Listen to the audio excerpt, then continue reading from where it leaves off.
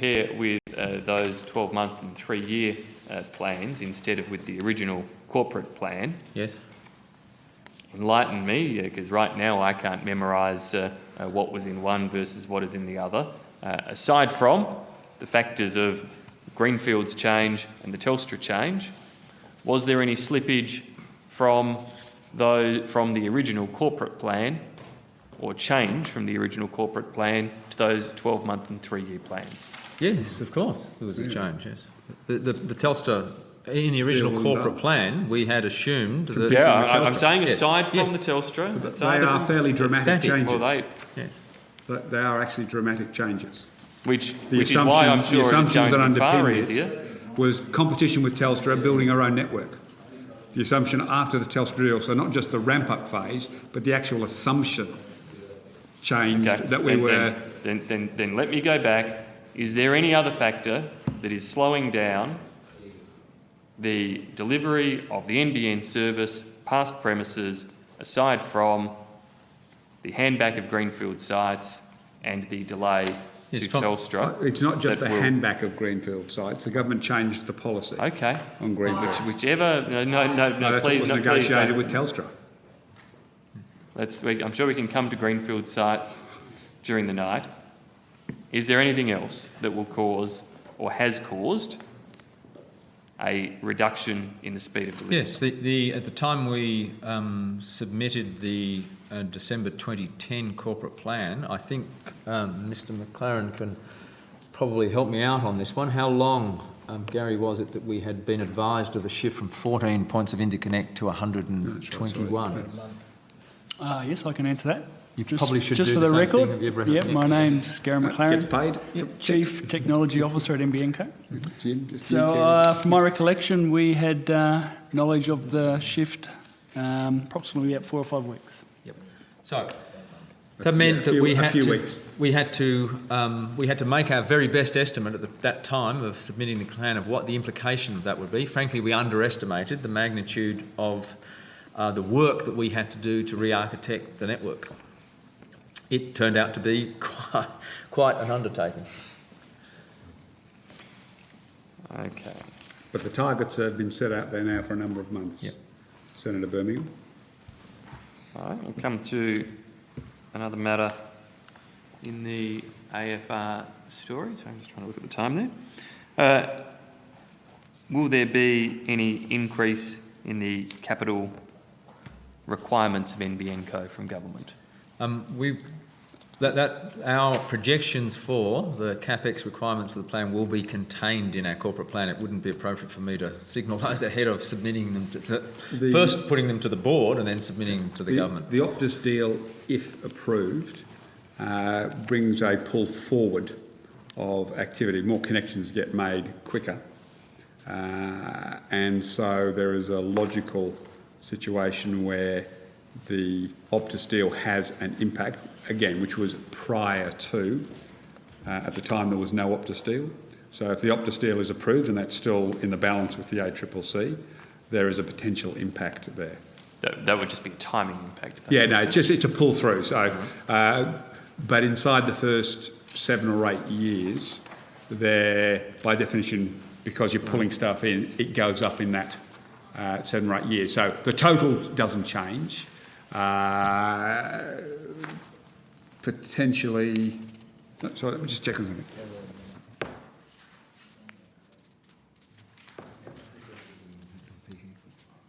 So, yeah, in terms of... So the connection's done faster. There's a range of things that happen faster that are pulled through, which means in the early years, before the company was raising its own capital, which is after, I think it was 8 years, happy to be corrected, so there's some pull forward because of the Optus deal, which is a revenue positive deal for the company because they get more connections faster, but it also means they need to spend a bit more, a bit faster. Does that make sense? Yes, yeah, that makes sense. So the Optus deal has an impact, but it hasn't been approved. Okay, but aside from that timing impact for the capital injections to the company, the figure that you widely state, Minister, I think is $36 billion, is Oh, that sorry, your no, figure? I'm talking about something slightly different to what you're talking about, so my apologies. I'm talking about peak equity from the government's contribution inside the envelope. Right. I'm saying there's a shift inside the Yes, envelope. sure. Which make, okay. Look, I wouldn't want to predict yet. There's a number of assumptions that the board still haven't finalised yet that will have an impact.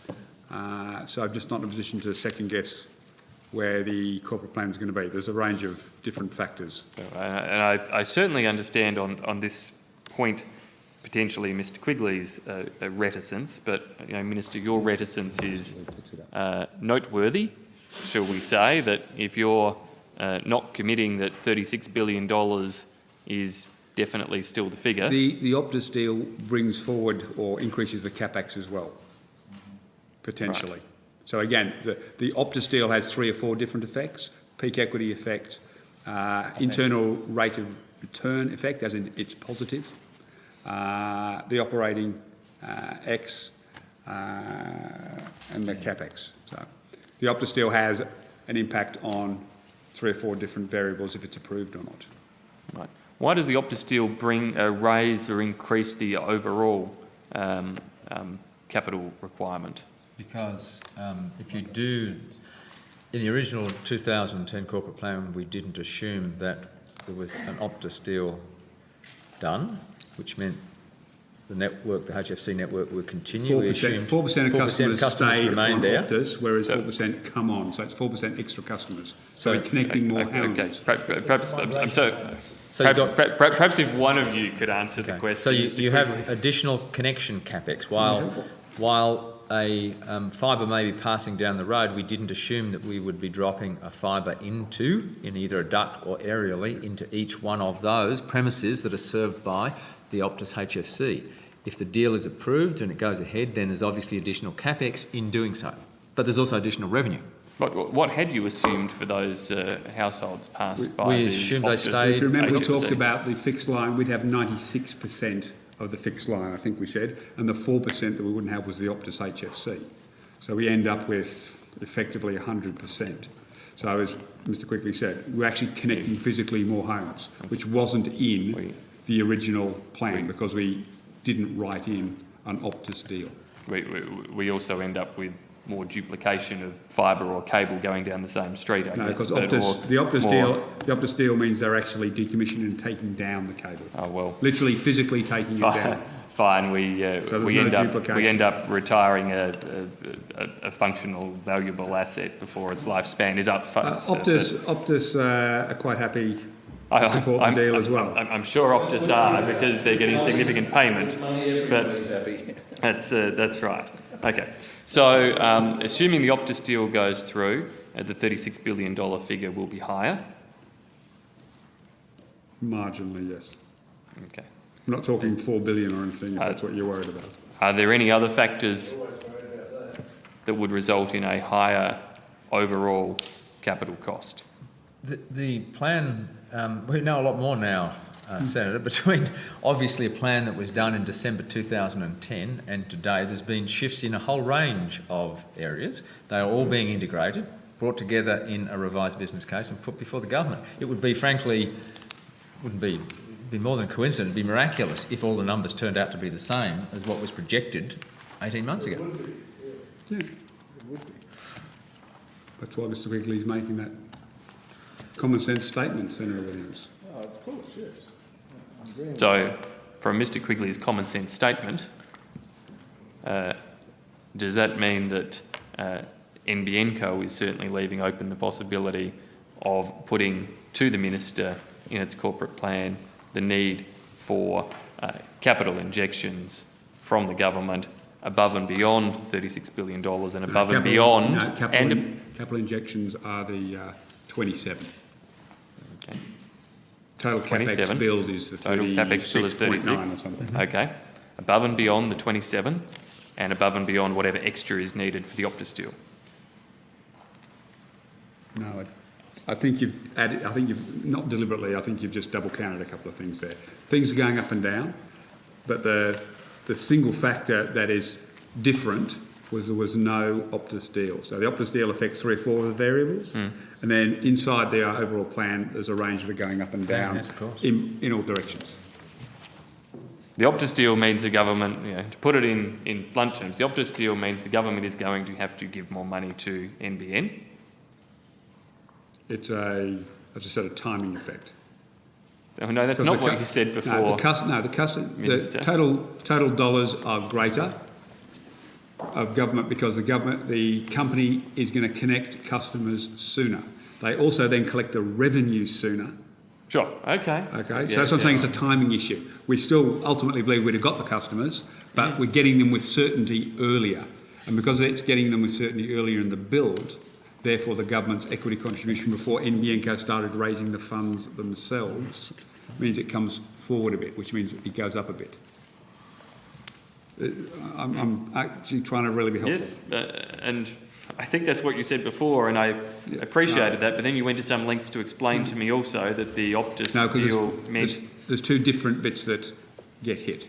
Okay. Okay, so well, I'm just trying to make sure for clarity that we don't mix up 2 different things. Right. Is the price of the build of the NBN likely or potentially going to increase under the new corporate plan beyond any costs associated with the Optus deal? So I don't think it's appropriate for me to foreshadow the new corporate plan before it's been through the board and submitted to government. So. The corporate plan will be available relatively soon and you can make your own call and judgment on that.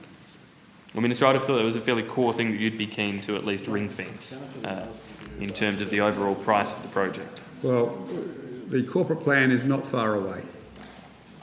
Right, so you won't provide any guarantees yourself in that regard? I'm not going to let you put words in my mouth. I'm simply saying, as Mr. Quigley has said, the board meets on Monday. The corporate plan will be delivered to the government shortly after that, and we'll release the corporate plan shortly after that. Okay. Mr. Quigley, you just highlighted in one of the issues we canvassed that that NBN Co underestimated the work required in regards to the increased number of points of interconnect in your original plan. In your opening statement, you've talked about the problem with the data regarding premises and said that these are issues that could these are not issues that could be easily foreseen. You also, in regards to the greenfield sites, have highlighted the challenge or the length of new fibre backhaul required to get there, which again is something that presumably you didn't foresee in regards to that responsibility either. These seem to be several areas of fairly fundamental issues of not foreseeing potential higher cost variables for NBN. The points of interconnect, if I remind you, Senator, we in fact thought there were great benefits to retail service providers of having 14 points of interconnect because it would in fact lower the wholesale input costs for retailers, which is why we were arguing for them, but we of course live by the umpire's decision. What I didn't want to do was overestimate those costs. As you would understand, I didn't want to be seen to be arguing the case which everybody knew we were arguing for by overinflating it. So we tried to be cautious. As it turned out, the points of interconnect were 121 points of interconnect were quite expensive to implement. So it's not a question of us underestimating our own design. We were given a decision just some weeks before we had to submit the corporate plan. We did our best estimate. If we had our druthers, of course, we would have paused for 6 months, re-architect the network. Well, I think the Parliament demanded the release of a corporate plan, so it had to be done. So within a few weeks... You do remember voting for that, don't you? Demanding the release. Sure. Also, cost benefit analysis we vote for immediately. So, in terms of the big things, Senator, if I can say that we got right, I think the really important things were in terms of pricing, product structure, architecture, all of those things. I think as you probably well remember, there were people early on assuming that the prices for $200. retail prices were going to be $200. astronomical. They're in fact more than competitive with current ADSL prices. And You want to talk about regards, prices? You want to go through the prices? and in regards to the problems We're of actually paying for them now, Mac. We'll settle the private sector accuracy very of quickly. data of premises, was any risk assessment put into that? I think Senator Ludlam touched on that before, but did you factor in any risk of not knowing having accurate data for premises and getting to the point of having to have contractors walk up and down every street to verify addresses? Yeah, we certainly allowed in the contingencies for the plan, as we put in the original one, there will be unknowns. That's what contingencies are for, unknowns. We all were certain, of course, there'd be things that would arise which we hadn't foreseen, which is inevitable in any project of this sort, particularly one in which you're breaking new ground, in which the industry is being restructured simultaneously. So yes, is it an area it would have been nice to get to identify this one? It's not one that we did identify early on. We identified lots of issues which subsequently come to pass. The issues with the addressing was not an area that in fact we did foresee. We expected it not to be completely accurate, we just didn't expect it to be as inaccurate as it's turned out to be. And Mr Quigley, do you genuinely have contractors walking up and down every street in an FSAM to verify the addresses before you commence your construction there? Yes, we don't expect that to continue, but that's what we're doing in some of the early ones. We are very rapidly putting in place automated processes using additional databases and finding different ways of doing things. So we're investing more in IT systems that will compensate and automate some of these processes we now have to do manually, which is not surprising at the beginning of a project such as this. You have to do some things manually, which in time you can automate.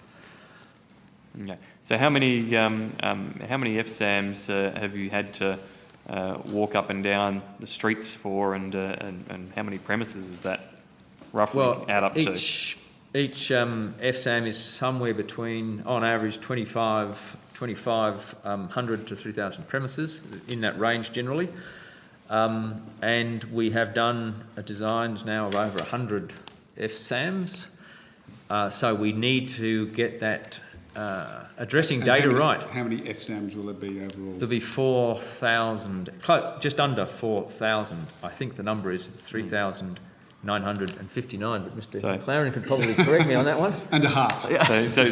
So somebody has walked the streets of all 100 FSAMs to date? At various, it's not quite that simple again, Senator. Some FSAMs have more of an issue than others, so we make a judgment on that. But what we expect is this will be a temporary situation which we will correct over time. But it's like as I said, like all of these big projects, you hit these issues, you knock them over, and you move on. That's what the ramp up is. We're doing at the moment. We're ramping up. What it means. Mr Quigley,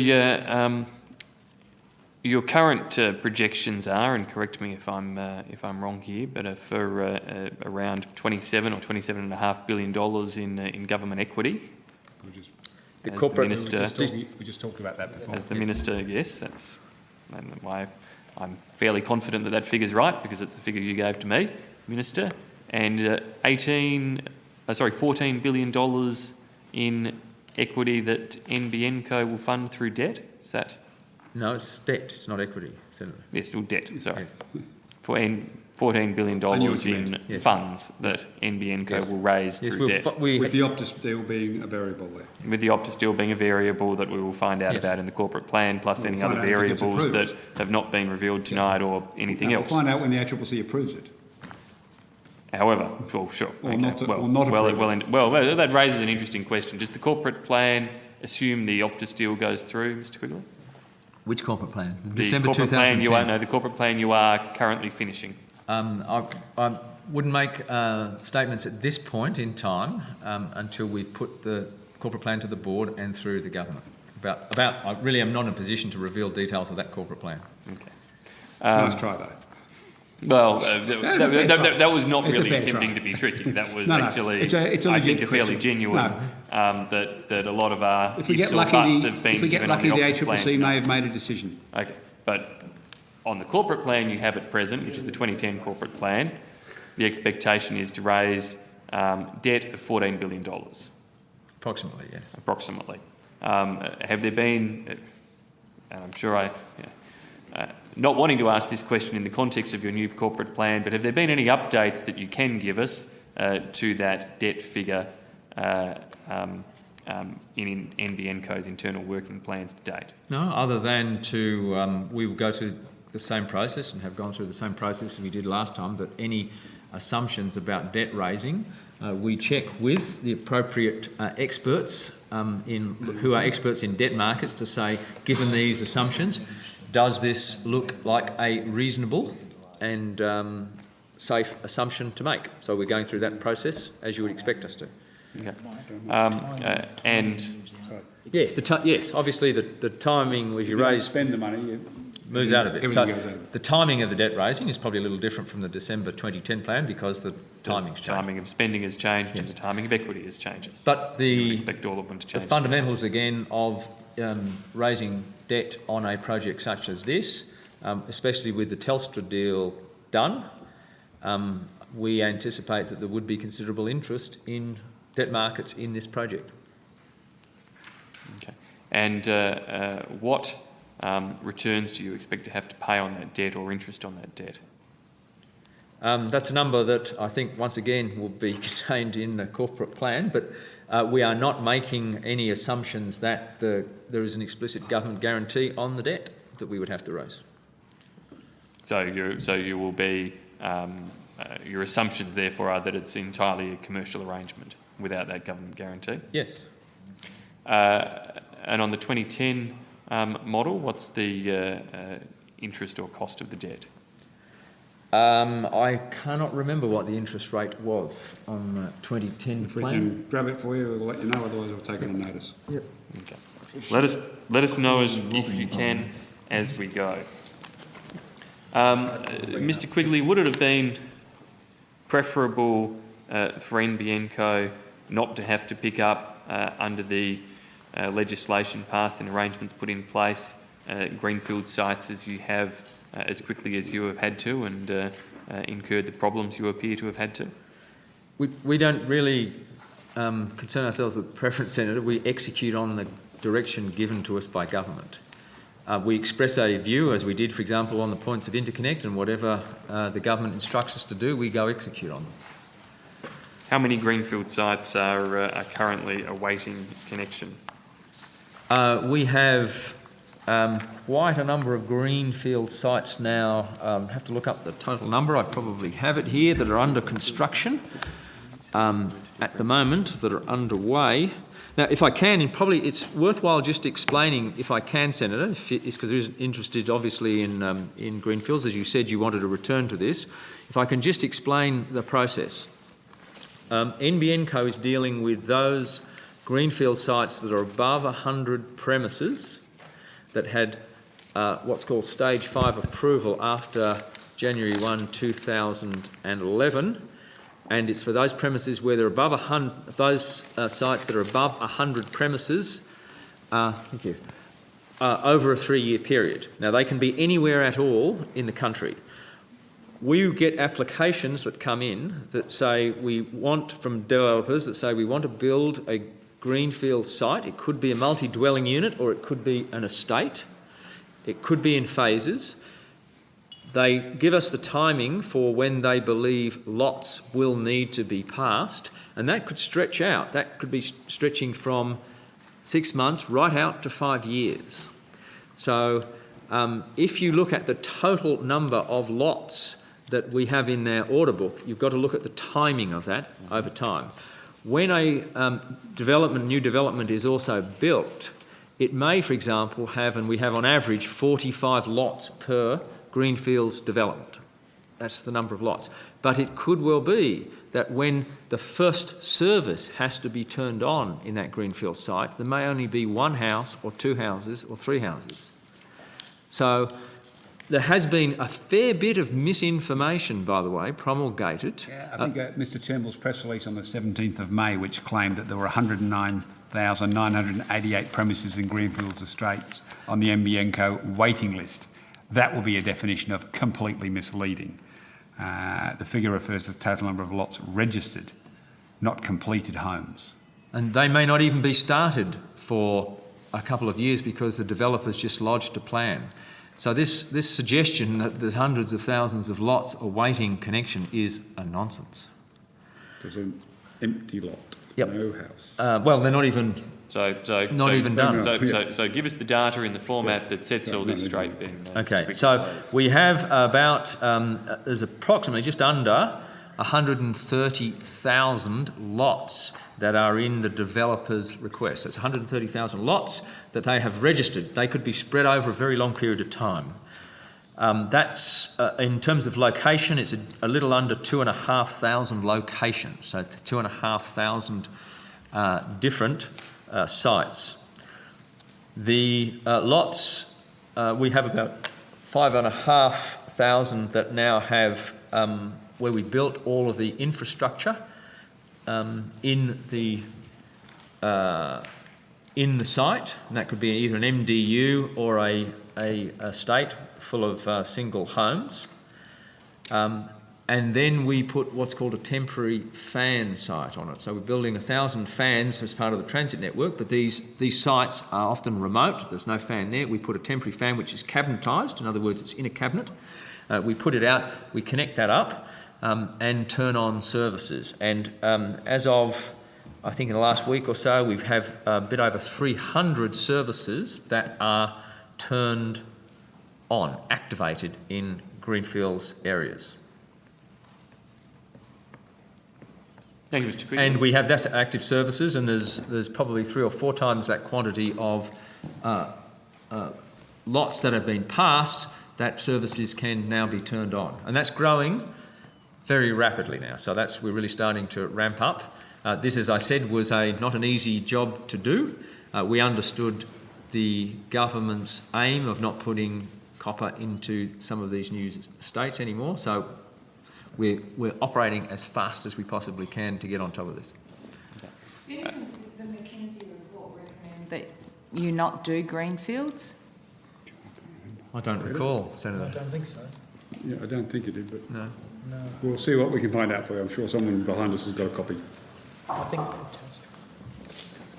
Yes. Sorry, there's just one other point, if I can, just to make sure, because there is misinformation floating around on this. It was stated that Telstra had done 35,000 premises over the same period that we had managed to do a lot less. That 35,000 premises is a result of stuff that they would have had, including the bow wave that the Senator talked about was transferred back to them, but they could have been in the hopper, so to speak, for 5 years. Telstra also has the responsibility for doing those below 100, which means they could be done in what are called brownfields infill, in which a house has been demolished and 2 houses are built, which means their copper network is right there. Okay. Ignoring the second part of that fact, and I don't want to spend too much time on the Telstra comparison, we call it, refer to it in the jargon as the bow wave. But the 35,000 figure, if you take out the brownfields infill component, the rest of it, when you say stuff that could have been in the pipeline, yes, for a long time, stuff like you were saying, years. You have work that's in the pipeline now for several years in advance. Correct. But nonetheless, it was work done actually delivered in that 12-month period of time. It could have been worked on for some years now. What do you say? Because remember, these greenfields are the pit and pipe that's done in the development could very well have been done several years ago. So you're saying it's just a connection figure? Yes, it's a connection. Right. Yep. Okay. Now, to go to your 130,000 lots that are registered, yes, how many of those are for building works that are either requiring work today or requiring work sometime this year, or whatever variant of that type of profile you can give us, Mr. Quigley. If You're you're asking saying us to that predict- you're asking us to predict the property market and how quickly... well, no. Mr. Quigley says they are Yeah. registering for a period of time, or I would indicating say when they need the work done by. and I understand the question, it's probably around a tenth or less of that. I would expect by the end of this, by the end of June, for example, I would expect that would be in the 10 to 15,000 lots that you would expect to have come through by that time. Yeah, be required. And is there an optimal time in the build for NBN Co to be doing its share of the work? Is it only when the house is basically built, or is there an optimal time for a greenfield site for the developer in terms of minimising costs for NBN Co to step in and do its But bit? individuals only build their houses at different times. People can buy a lot of land on a new housing estate and not build on it for years. Okay, well, in terms of the developer's preparation of the development site, We tend to work with developers when they lodge an application to do they give us their design of the lot. They tell us where they're expecting to reticulate certain services, when they will have trenches open, where those trenches will be. We work with them in the design to say, when you're doing this is where you should lay the fibre, this is where the fibre, this is where you should lay the ducts for the fibre, which we put in. This is where we're going to put what's called a fibre distribution hub, a little cabinet, or the main T-fan cabinet. So we work closely with developers in a design process from the point at which it's appropriate following their application. But ultimately, locked door, as they say, depends on when the actual owner of the home decides they want to, and some can take, 3 months or 6 months. Some can take years before they start to finish and say, hey, now we want it. So it's not actually in the hands of the developer themselves. Of the 2,500 locations in question, how many of those do not have backhaul accessibility to them? In terms of the issue you've yes, you've I'd raised. say almost all of them will not have that last piece of fibre that goes from the new development site back into the network if they're estates. If they're multiple dwelling units, depends on where they are. So, for example, if they're in a suburban area and somebody bulldozes half a dozen houses and puts up a multi-dwelling unit, then clearly you can connect into the network relatively easily. Okay. So, but the vast majority you would expect would still be within the average you've encountered to date of 6 kilometres. What I can say is 6 kilometres is the average distance, given all of those, given that some could be very short, others are very long. Okay. In terms of the claims that some of the private sector providers have made about the speed with which they can connect premises with fibre. But I thought we would crush all competition. There wouldn't be any other providers. I remember you saying that specifically on the floor of Parliament. These are claims. Apparently apparently a few might have survived. Is that what you're telling us? Thank you, Minister, for the interjection. That's what you said, though. Thank you, Minister. They seem to claim that they can manage to deliver at a faster rate, greater numbers. You've explained away business. Telstra in terms of the numbers that have been cited there, Mr. Quigley. But in other cases, do you not see any instances of private developers potentially being able to do the job in a cheaper, faster way than NBN Co? Are developers opting for any private developers such as you've found? It's called competition. You said there wouldn't be any. Your hysterical claims on the floor of Parliament, you're now contradicting yourself by saying, Mr. Quigley, there are companies out there doing it faster and better than you. Let's let Mr. Quigley give us the evidence then, if that's the case. Are there? You're telling us are there companies doing it faster, Mr. Quigley? There are some small companies who are doing some new developments. Developers are going to that, and they have that. Obviously, developers have the right to do that. What I can say is the vast majority of developers are coming to us to have the greenfields built. I have to also say, Senator, that we are a little envious. We are a little envious of some of the small developers because they get to choose which developments they can do and which ones they can ignore. They pick and choose which ones they can do. So they do the nice, profitable easy ones. Yeah, I think, Mr Quigley, that's an It's appropriate good to time see that break. despite your claims... We they will survived. break and resume at 9:15. You do remember me saying that, don't you? Thanks. Yeah. Oh, wow, it didn't happen.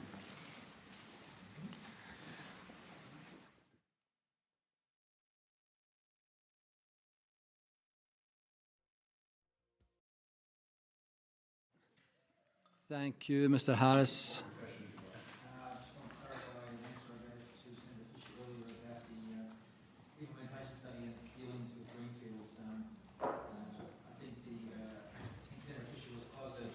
Correct than I first imagined. Oh, that is such a sad statement. I'm glad she's not here. That's a miracle, actually. The implementation study did actually indicate that although new premises were in what it believed to be the NBN Co's rollout remit and responsibility, it recommended, in fact, that new premises only be addressed by NBN Co in the course of its rollout. Whereas what we subsequently negotiated with Telstra was an arrangement where NBN Co picked up responsibility prior to its rollout, which is the issue that Mr Quigley's been discussing in some detail. Thank you. Senator Williams. Thank you, Chair. Mr Harris, while on that very subject, I want to refer you to an article in the Gladstone Observer on May 11, 2012, which claims that businesses at the new Kirkwood Road shopping centre had to open without landline or internet connections. Now, an NBN spokesman said that the properties were the responsibility of Telstra to fix. Why wouldn't NBN be making these greenfields connections given that it is rolling out a new fibre network? Were you listening to any of the previous discussion? No, I've jumped in other things and come in. The arrangement between the government and Telstra has varied since it originally established, but the bottom line, Senator Williams, is NBN Co takes on responsibility for large-scale greenfield developments, and Telstra has taken on responsibility for small-scale. So what happens is in the... So it all depends on the scale of it. It depends on the scale. In the small ones, which can be dotted around everywhere, where it's not just possible for us to connect into the NBN network. So on a small... we put copper in, and then when we come to do the suburb, we take the copper out, as we do every other house in the suburb, and we put the fibre in. I might say on Telstra's behalf, it's quite surprising to me when you say that, when the report, says that it had neither internet nor phone access, because I think Telstra's been quite assiduous at following up that particular aspect of the business. I don't know the circumstances. It's mandatory to offer wireless services, so I'd be beyond shocked if Telstra hadn't offered a wireless service. So it depends on the size of the greenfields development. Yes, 100 plus is us. Responsibility it is. Yes. Good, eh? So, and that's from the 1st of January last year. So as has been some of the debate, and you wouldn't have been following it as closely as others, there are a whole range of homes that were started, say, 4 years ago that have been completed in the last 12 months that aren't NBN's responsibility either. They were Telstra's. We call it the bow wave, you could call it overhang, but there was an existing stock of homes that are coming through at the moment that are Telstra's responsibility, and they can be above 100. But rough rule of thumb, 1st of January last year, above 100 us, below 100 Telstra. And if you're on 100, you're really in trouble. Yeah. Those ones that Telstra are responsible for, when will these businesses in Gladstone be transferred from Telstra to the NBN under the agreed leasing arrangements with Telstra? If they're of a small scale, it'll be at the point in time when Telstra passes those premises. When NBN Co passes those premises as part of. So whenever we do that suburb of Gladstone in our national rollout, like if it's in the 3-year rollout or it's after the 3-year rollout, it'd be replaced then. You don't have any idea when that Gladstone rollout is? Gladstone, Queensland, that is, not South Australia. Yep. I'm afraid we'd... We'll see if we can find it out in the course of... Yeah, thanks, Mr Harris. Why does there remain confusion over whether Telstra or NBN are responsible for connecting new premises? Is it going from up till now, small greenfields are Telstra responsibility, large NBN, okay? Yeah, 100. When does that change over where it's all going to be NBN and NBN's going to do the small ones as well? As we pass, whenever we build an FSAM, if there's any new small ones, we take responsibility as we roll out. Right. Good, eh? And inevitably many residents contact federal electorate officers with concerns or questions regarding NBN, and such officers have great difficulty in obtaining information required to satisfy these concerns. Is NBNK doing everything within its power to ensure that relevant stakeholders have sufficient access to information about the rollout with specific references to areas that aren't due to be connected for several years? Perhaps we could let Mr Cooney answer Down that the line. question. Yes. To introduce myself, Kieran Cooney, Chief Communications Officer, NBN Co. Yes, we're looking in terms of engaging the local community in a couple of different ways. Both in terms of we have a team that works with local governments and works with local institutions, universities and so forth. And one of the things we often do is provide or run community information sessions. To date, we've run, actually over the past 12 months, we've engaged with over 150 councils. We've run around 20 community information sessions, and on average, we've had about 200 people at each of those community sessions.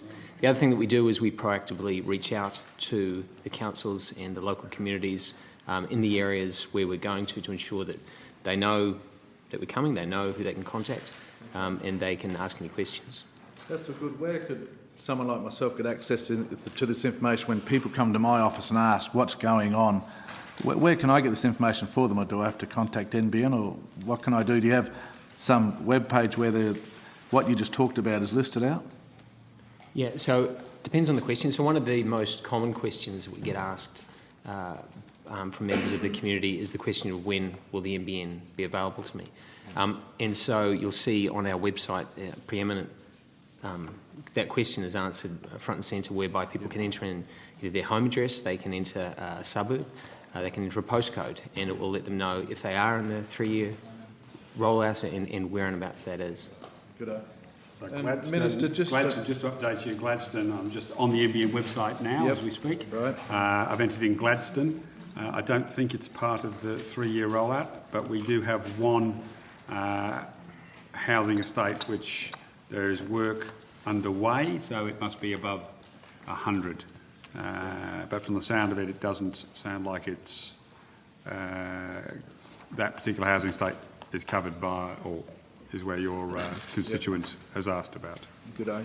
And Minister, just with the Daruka issue out of Tamworth, been some controversy over the last 6-8 months there about the towers, where they're going to go. How's that all panning out? Well, as you know, there was Mr Windsor conducted a survey. That's right. Which people responded to. A reasonable majority were supportive, so I might pass to... Yeah, in fact, Gary McLaren is responsible for the wireless project, so he can probably explain what's going on in Daruka. So Daruka has been, as was just mentioned there, extensive community consultation involving us and also our strategic partner Ericsson, who are building the network. So they've been involved, and we've actually commenced work last week on the Daruka site. Right. So there'll be 1 or 2 towers going into Daruka area? Just the one. One? Yep. Now, I know you had some concerns. You might want to ask Mr McLean. Yeah. You had some concerns that one wouldn't actually get the sufficient coverage is in the Is area. it going to cover all those residents in Daruka, do you know? Because I think earlier reports said about 60% from one tower. Have you got an update on that? So the actual tower will radiate according to the geography. I'm not sure exactly how many residents will be covered in that Daruka tower, but it will be the substantial number that are in that. And what will happen to those residents that are not covered by that tower? Will they stick to the ADSL 2 or whatever? So they, from an NBN Co perspective, I we doubt have... they're getting ADSL 2 in terms of the sort of maximum speeds of ADSL 2. They might have a... ADSL 1, yeah. But it's clearly those ones, let's say, for example, 70% are covered by the tower. What will happen to those 30% who are not covered by that wireless broadband? So they'll, from our perspective, we will have the interim satellite available. Or fibre. Or fibre. It will depend clearly on where they... They're not in the fibre. But it's unlikely, I think, for particularly Daruka. Hence, that's why the tower, I mean, it's only a few kilometres at the edge of Tamworth, but they're not taking fibre out there, hence the tower. Satellite service is also available. That does depend, though, on whether they are able to get ADSL. The interim satellite currently is only available to premises where there is no metro comparable broadband service. What will be the guaranteed minimum speeds for those at Daruka from the tower who will be getting the reception? Any idea? The speeds that we deliver, it's 12 megabit Guaranteed per second downstream, Yep. 1 megabit per second up. Yep. And, of course, those on the wireless will retain their copper wire for the telephone, of course. Oh, they have, we They are have to, not. Yeah, the 7% keep the... And that'll be NBN will maintain the copper wire system as well into those houses? Oh, no, we that's do not maintain the copper. That will That's TUSMA. remain with Telstra and the arrangements with TUSMA. Yep. So it's a new entity, legislation passed earlier this year, set up to start on 1 July. Will maintain the copper in the last 7% and deal with households that... In that 7% that don't get the fibre under the plan, Yeah. Telstra will maintain that other copper. contracted to Telstra, but there's a statutory entity now to take on responsibility, and the government's put, starting at 50 million and rising to $100 million per annum into that to also support it. Okay. And Now, sorry, Senator Williams, I've just gone on the NBN website for Daruka, and Hansard won't quite be able to see it, but as you can see here is Daruka Road, and you can see Tamworth is green, which is the fibre that's under construction, and the reddy orangey is the wireless footprint, which has been started. Yeah. So some parts around Daruka would be receiving the satellite service, just from looking at this map. So not every part of Daruka is going to be covered, depending on it. I mean, I'm guessing that the population's in a circle around it, which they won't necessarily be. The circles around the hill. Yeah, no, so there's the issue there. So some will receive a satellite service, and if I could draw your attention to some of the ads that I'm sure you've seen, both when you've been on the road as well as here in Canberra, you can see an example of one of the satellite service recipients. In fact, two of them are in the ad mix, both talking about the quality and the reliability of the satellite service. So I'd encourage the Daruka residents, and it's only an interim satellite service. It'll be going to a faster service. When's your fast satellites kick off? 2015, end of 14, beginning of 15. And when will this tower be constructed at Daruka and actually operating? Any idea? It's underway. So it's underway. Construction has commenced. It will be operating within the next 6 to 7 weeks. Good day. Literally, if you've got any, even if you want to check your own address, just type it in. It's very straightforward. I look forward to it. Thanks, Chair. Thank you. Kieran's... got some information which may... Mr Cooney? Just a clarification also for Senator Williams in terms of how either yourself or other senators or people listening can reach if they have any questions.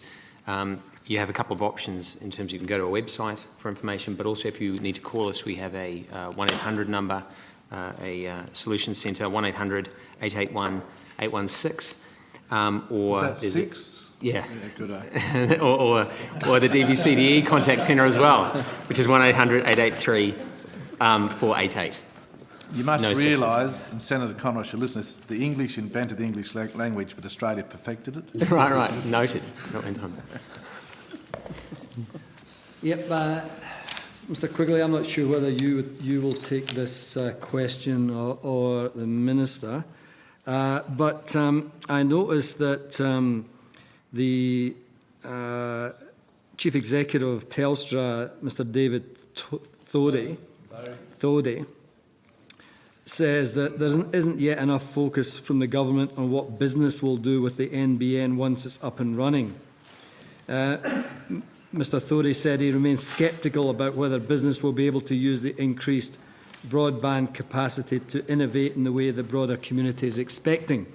Now, I attended the last NBN Joint Committee hearing on the 16th of April, and there were two major submissions, one from Vodafone Hutchison, in terms of the potential they saw for the NBN, which was quite, from their view, exciting. They argued for the first time ever they won't face unfair competition from Telstra through vertical integration. They argued that they would have bundling services that would provide significant options for consumers, and I assume consumers means business as well. And they indicated that they had not been a competitive force here, but in Europe they've got 8 million fixed lines. They're far bigger presence. Now I'm just wondering if Telstra don't understand the potential of NBN for business, then I suppose Vodafone will fill the gap quite quickly, and I'd like your views on that. And I'm also a bit concerned that we had Dr. Tony Warren and Mr. James Shaw, who's here tonight, at that same hearing, also indicating the fantastic potential that this has. So I'm wondering how the community can actually understand the benefits of Telstra if there is some uncertainty, or benefits of NBN if there's uncertainty in an organisation of such significance as Telstra. Have you garnered this problem? Is that an issue? No, I suspect, Chair, that I don't know whether David Thodey was taken out of context there in that quote, but certainly the discussions I've had with Mr. Thodey, he is absolutely on board and very positive, and the people who report to Mr. Thodey, with whom I also speak, are quite positive. And perhaps, in fact, Jim Hassel at the end of the table here interfaces regularly with Stuart Lee and his team and many of the account managers in Telstra. So I don't know, Jim, whether you have a view on how Telstra are seeing it. Telstra have certainly embraced it and been very active. They've got basically a big truck which they take round, and they've taken round to the communities. We're in our first release sites where we've actually built the fibre. They've got a very active program to explain to communities and explain to consumers and businesses the benefits that they could expect to get from a superfast fibre optic network from National Broadband Network. Maybe they should take that to Mr. Thodey. Show him it. I'm sure he's seen it. But they do have really quite an extensive amount of collateral that they've built up around that to explain what those benefits might be, and have been actively embracing it and promoting it. It's interesting to note that the products that they have announced based on the NBN network, they've focused on two basic products. One is the 25/5 service and one is the 140 service, and are very active in promoting those, which the reason why I mention that is because that's a significant improvement on the types of service that a lot of customers would be able to get, and would enable them to do new things and different things. And as I say, Telstra have been very active in explaining that and promoting it and embracing the NBN.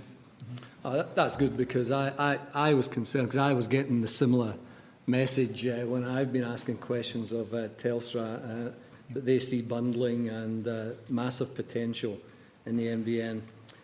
Just also, Chair, just perhaps make one other point there, is there's often I think, an error made by people assuming that the NBN only makes sense if somebody can dream up a killer app that's going to use, that application is going to use 100 megabits per second. That's not what we're seeing around the world. What we're seeing is, in premises, broadband's being used for multiple concurrent applications running at once. And that's what's adding up to the bandwidth. That's what we're seeing in multiple devices operating. Although, having said that, we are starting to see some people, we've spoken to some software developers who are working on applications that actually use single applications that use 100 megabits per second. But that's very early days. I think what we're seeing now is, and we talked about Bell Alliant in Canada, what they're seeing is concurrent simultaneous use of bandwidth from multiple devices, which is driving up the need for higher speeds. Am I wrong? But sorry, before you come in, Mr. Cooney, wouldn't business actually use more applications? A modern business use more applications than the normal home? Oh, absolutely. And they were more likely to use cloud-based applications, so they don't have to run software on their own PCs in their premises. They run it in the cloud, which gets rid of all the questions about software updates, backup, security, all of those issues. Yeah. Mr. Cooney, did you want to add to that? Thank you, Chair. Well, I was also going to add to Mr. Quigley's comments about the multiplication of devices in home or in office, but it's also the nature of those devices are becoming much richer. The screens are becoming higher definition. So what it means is that individually the information that's being passed can be a lot richer in the individual stream. And then you multiply that by the number of devices. So you're not just seeing a single multiplication. It's actually, it's two-dimensional, so to speak. And I suppose, Mr Hassel, you're having similar discussions to the discussions you're having with Telstra, with Vodafone Hutchison? Yeah. We're having discussions with lots of service providers. Over 40 service providers have signed our... How many? 40. 40. Have signed our wholesale broadband agreement, with an additional 3 who've signed our satellite agreement. There's a total of 12 signed that, but there's 3 just unique to satellite. So 43 different organisations, and all looking at different types of services, looking at their target markets, and we have conversations with all of those about, you know, how they're actually going to promote their products and what markets that they're going to target and how they're going to go about that. So would you be confident then if one provider or one retail provider doesn't quite understand the potential for business in the NBN, that there'll be plenty there that will and fill the gap? I'd be very confident about that, because not only with the 40 who've signed it, but with a number of others who haven't signed the agreement have got a great deal of interest in what we're doing and the capability, and have plans for the national broadband network. So yes, I'll be very confident. And that's the real driver for competition and keeping prices down? Yes. Yeah. Yeah.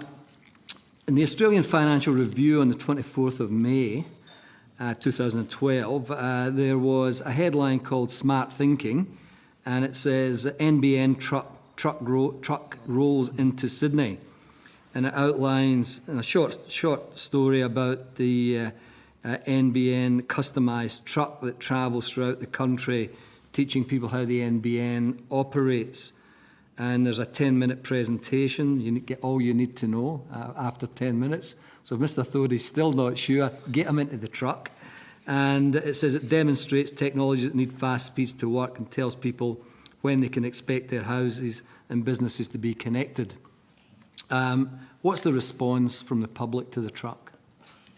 I'll hand that over to Mr Cooney if I can. Thank you, Mr Hassel. The response so far has been disproportionately positive. We've already we've gone through, I believe, over 50 different communities. I may have a quick note on that now, actually.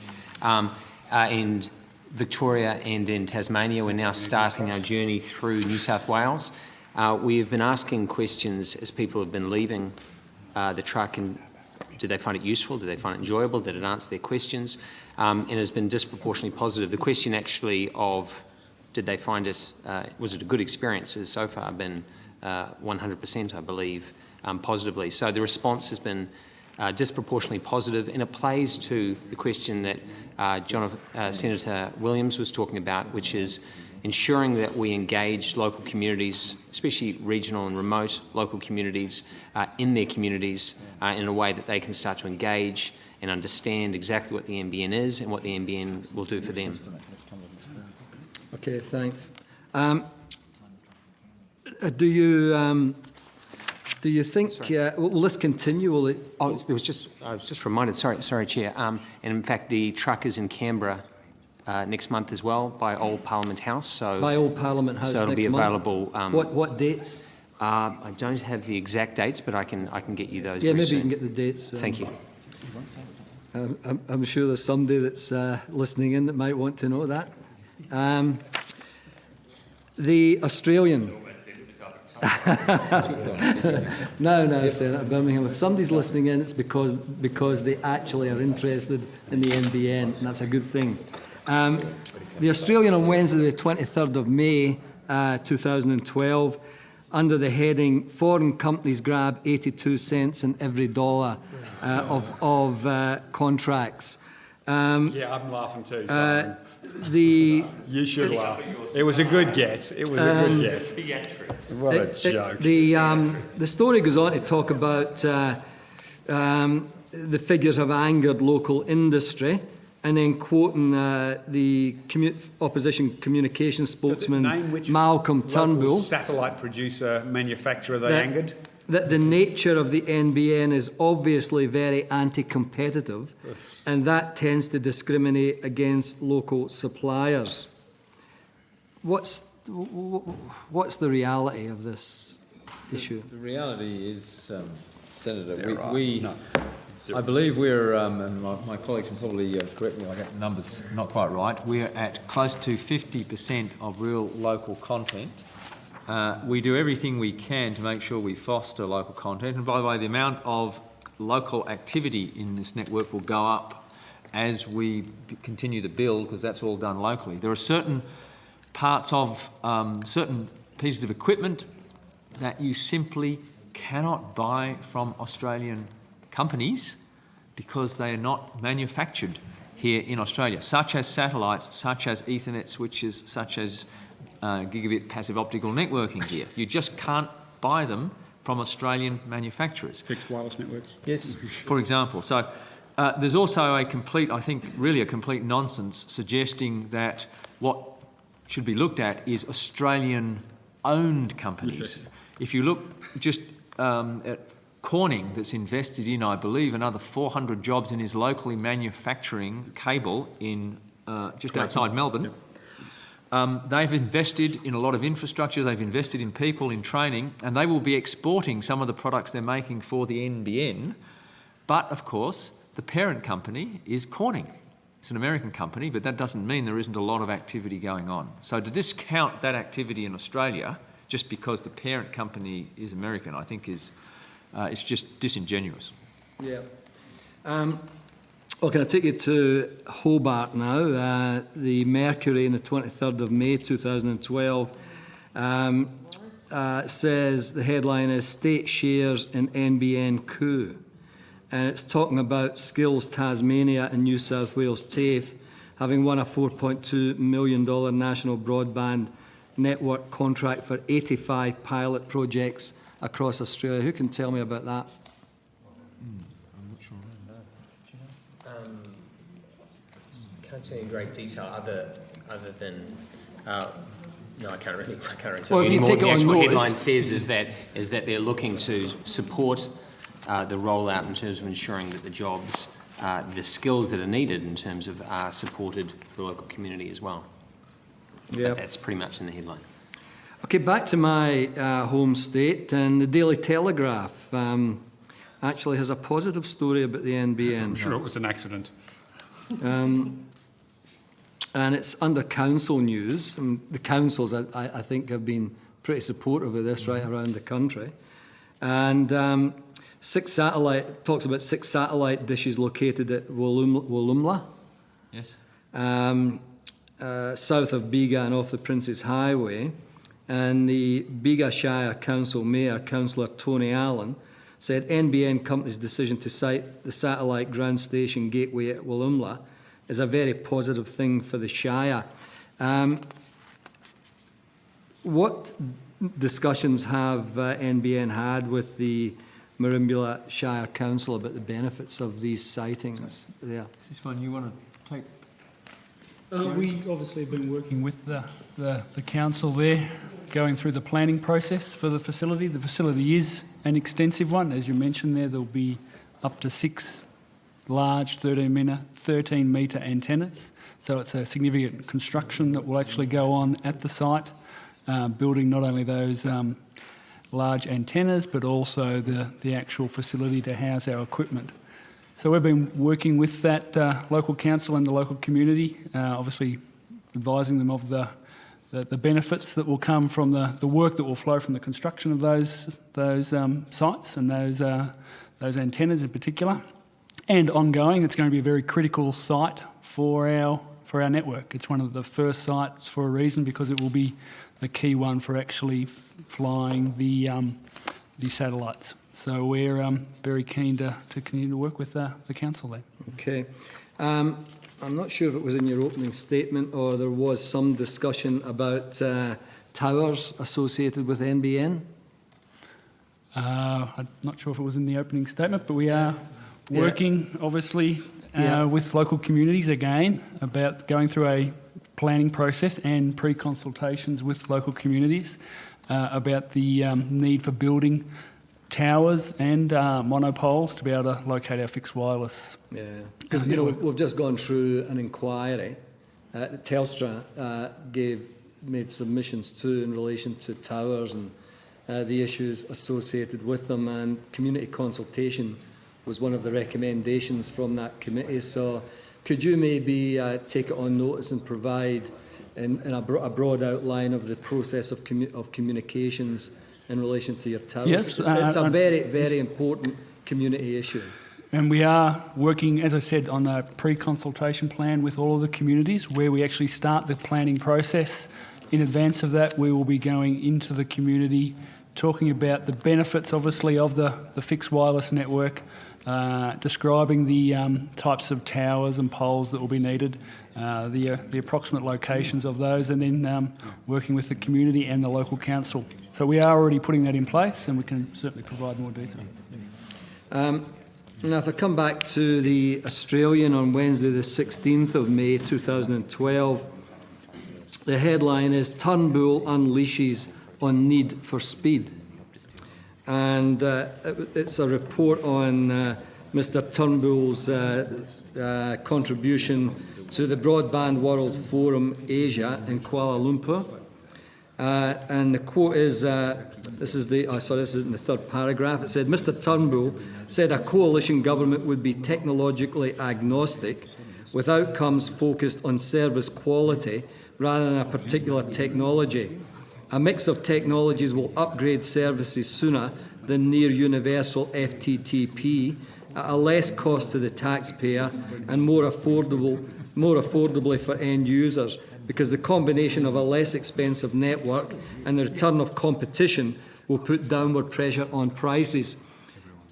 Is there any evidence to support this approach? Mr Quigley. It's a very difficult question to answer, Senator. This is always a complex issue. The question is, if you're going to start a build now to broadband Australia, to provide better services across the country, and if you, depending on the time frame you look and what your objectives are, if you're a private enterprise who owns copper, you are going to continue to try and obviously maximise the profit you can return from that copper. Your objective is not, as a private enterprise, your objective is to maximise profit for your shareholder. It is not to try and provide a public good or a service to Broadband Australia. So it depends on your starting point, and it also depends on your time horizon. If you're looking at a long-term investment for the good of the country, I think we believe in NBN that the approach that's being taken is the right one, to invest in fibre across the nation, up to a point of about that 90 to 93%, as we talked about before, when it really becomes prohibitive to put fibre in terms of costs, but then still to provide that last 7 to 10% with a very good service on fixed wireless or satellite. Our belief is this is a good answer for the nation. Can it be done other ways? Yeah, of course you can do other things, but there are a whole bunch of trade-offs then you need to make. The other very important factor is this is not just building a new broadband network, it's also restructuring the industry. It's the vehicle for structural separation, which I think everybody in the industry supports. And it's not an easy thing to achieve. This is quite an elegant, I think, solution to that problem as well. Okay.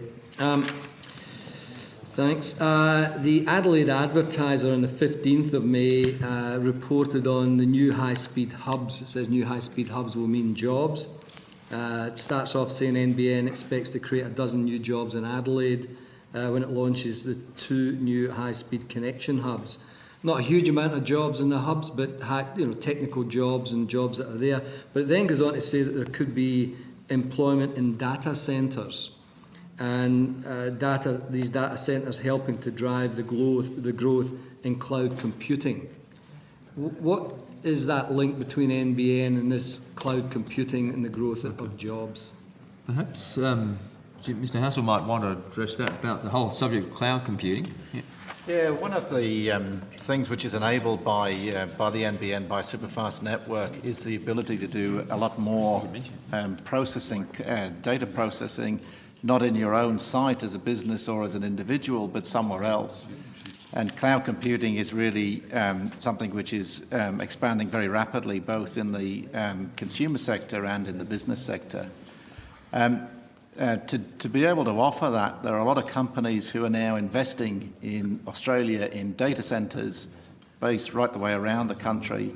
And I think in the last 18 months or so, there's been about $1.5 billion More than $1 billion, yeah. of investments announced from companies as diverse as Telstra, Leighton's, Macquarie Telecom, Hewlett-Packard, and a number of other companies.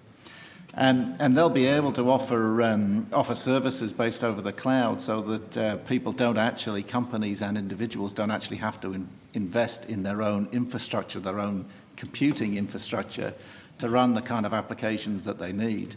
What that means is it'll be much cheaper for those companies and easier for them to get access to really world-class type applications, and much cheaper for them to be able to get access to those.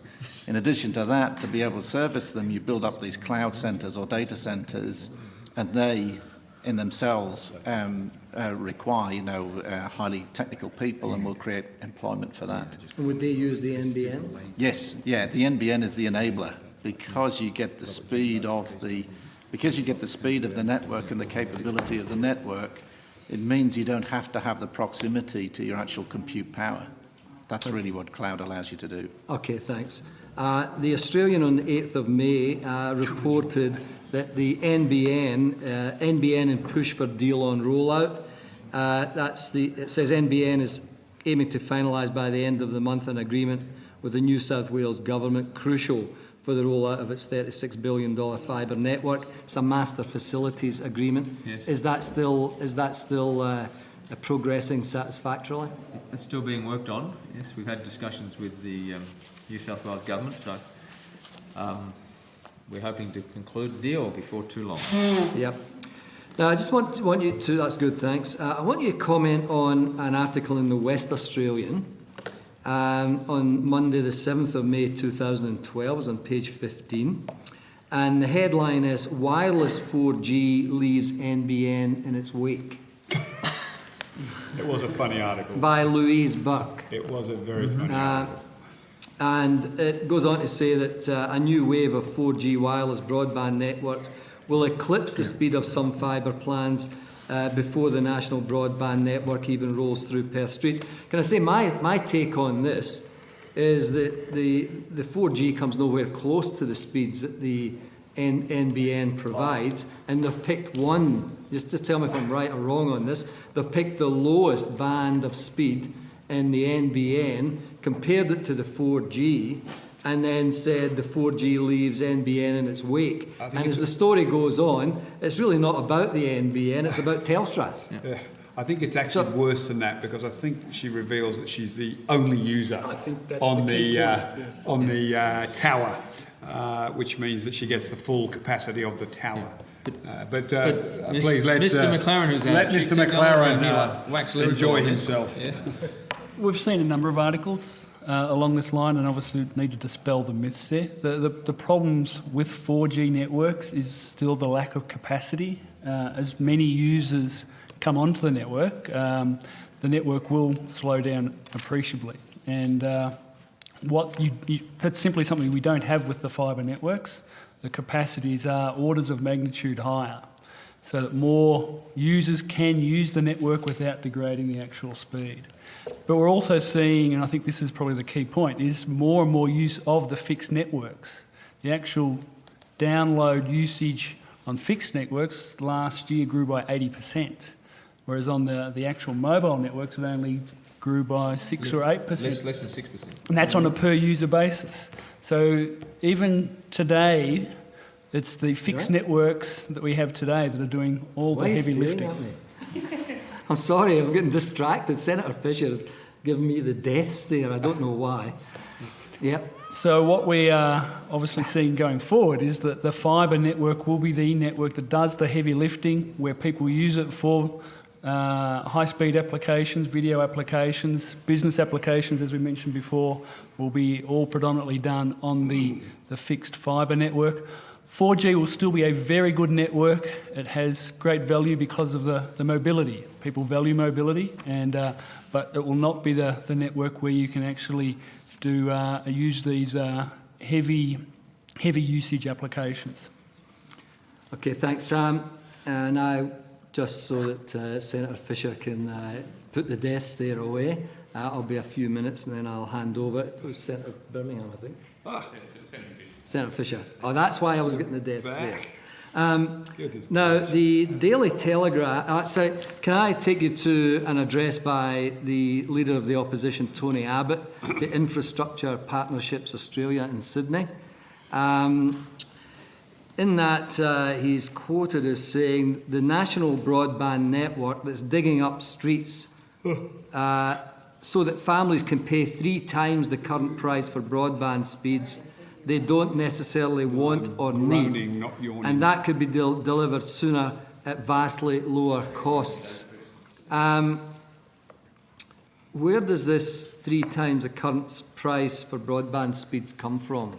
Is there any analysis around that says that NBN will mean that the current price will be 3 times? The NBN price will be 3 times that of the current price. From the same places that I think in that same speech, a figure of 150 billion for the cost of the network was quoted. So I think the two I was going to come to that.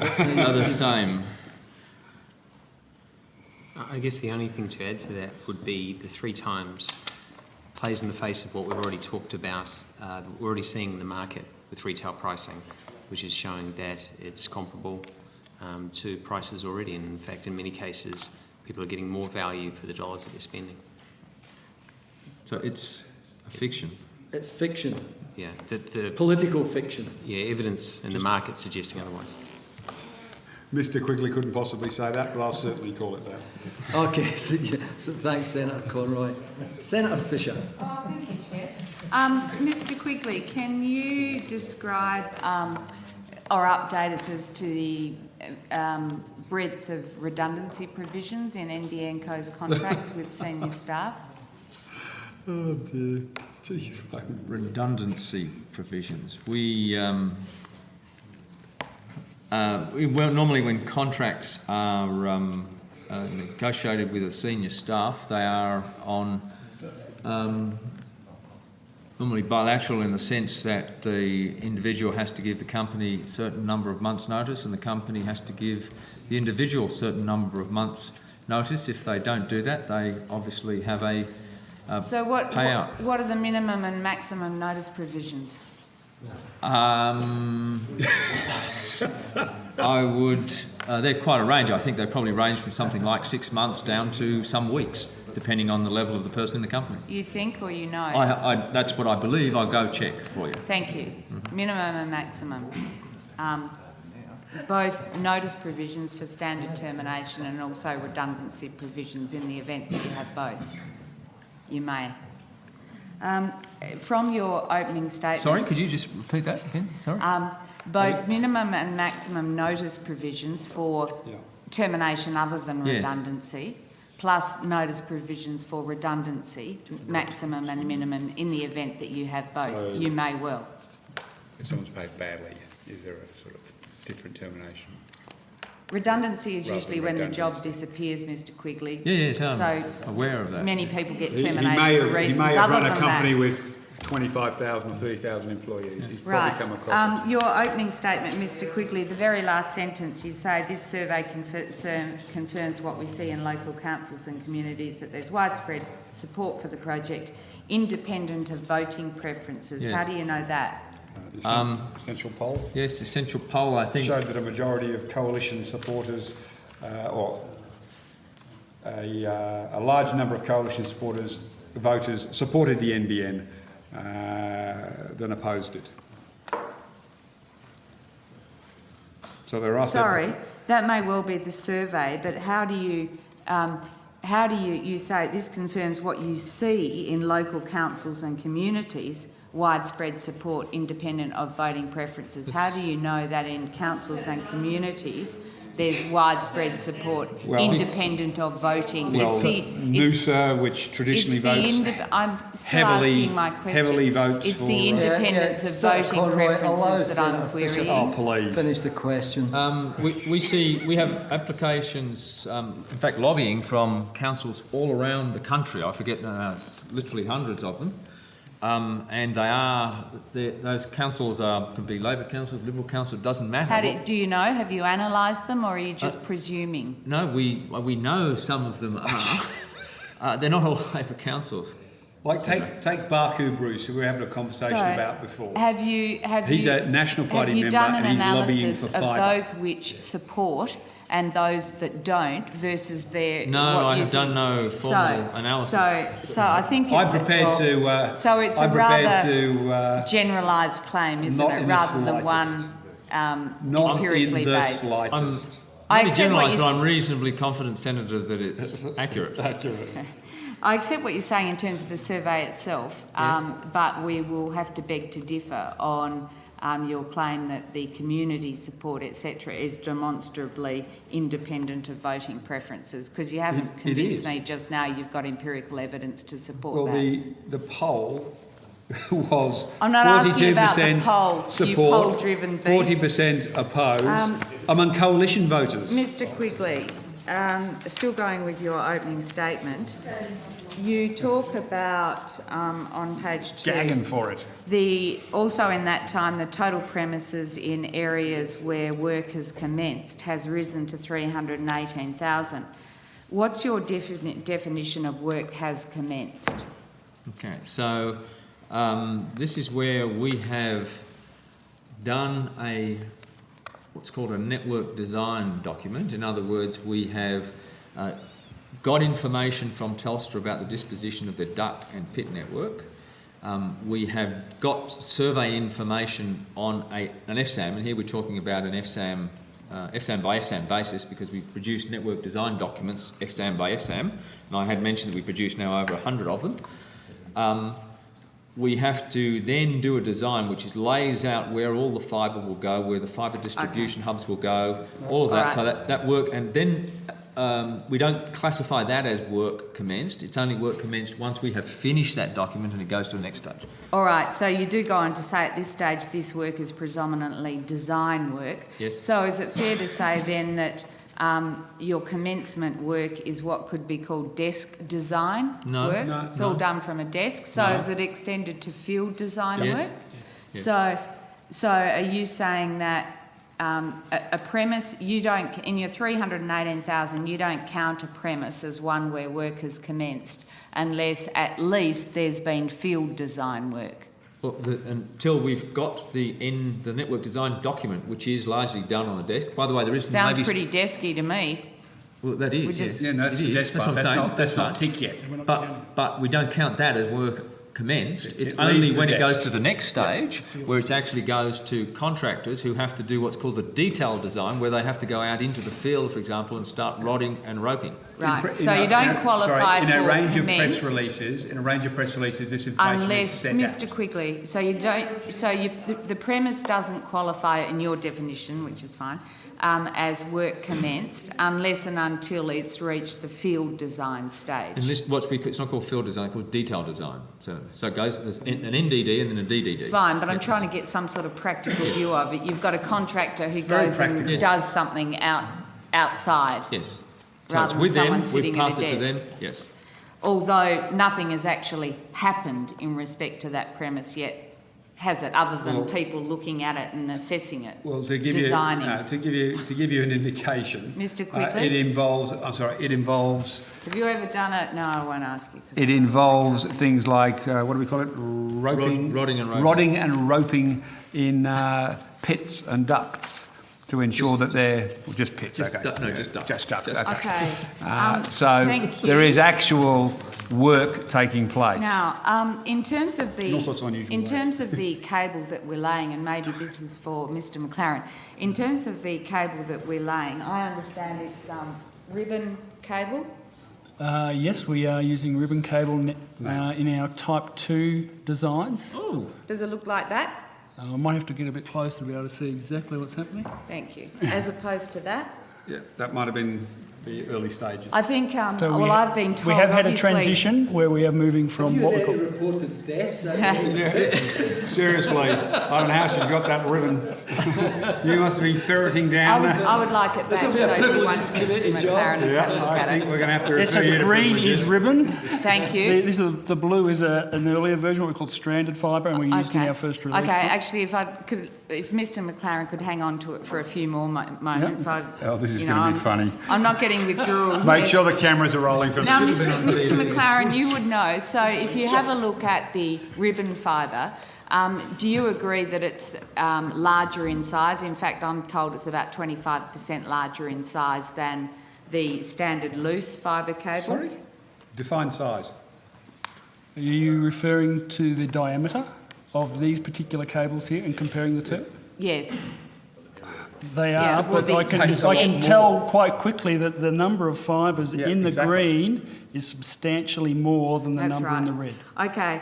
Can Congratulations, Mr McLaren. Can you tell Mr McLaren that the ribbon fibre is about 10% heavier than the standard loose fibre cable? I know they're slightly different lengths. I can't tell to a 10%. Oh, I could when I had a bit of a way up.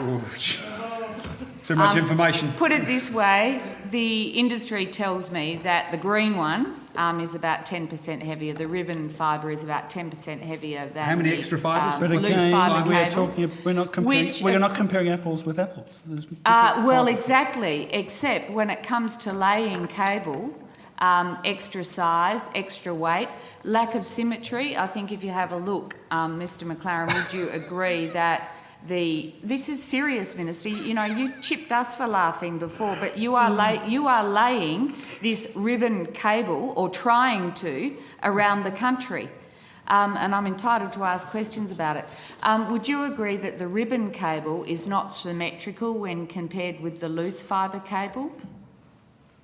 What different? You What can do you see mean by there are- symmetrical? What do you mean They're by both symmetrical? round. You can see there are ridges on the ribbon cable on the There outside. are ridges whereas on it's, both. Okay. Put it this way, the industry tells me that it is well known. Would you like to visit that- the Cornings plant? I can that, organise it. The ribbon fibre cable lacks symmetry, whereas standard loose fibre cable is symmetrical. And what's the Are consequence you of aware of the allegation? manufacturing costs of ribbon versus loose fibre cable, Oh my God. Mr McLaren?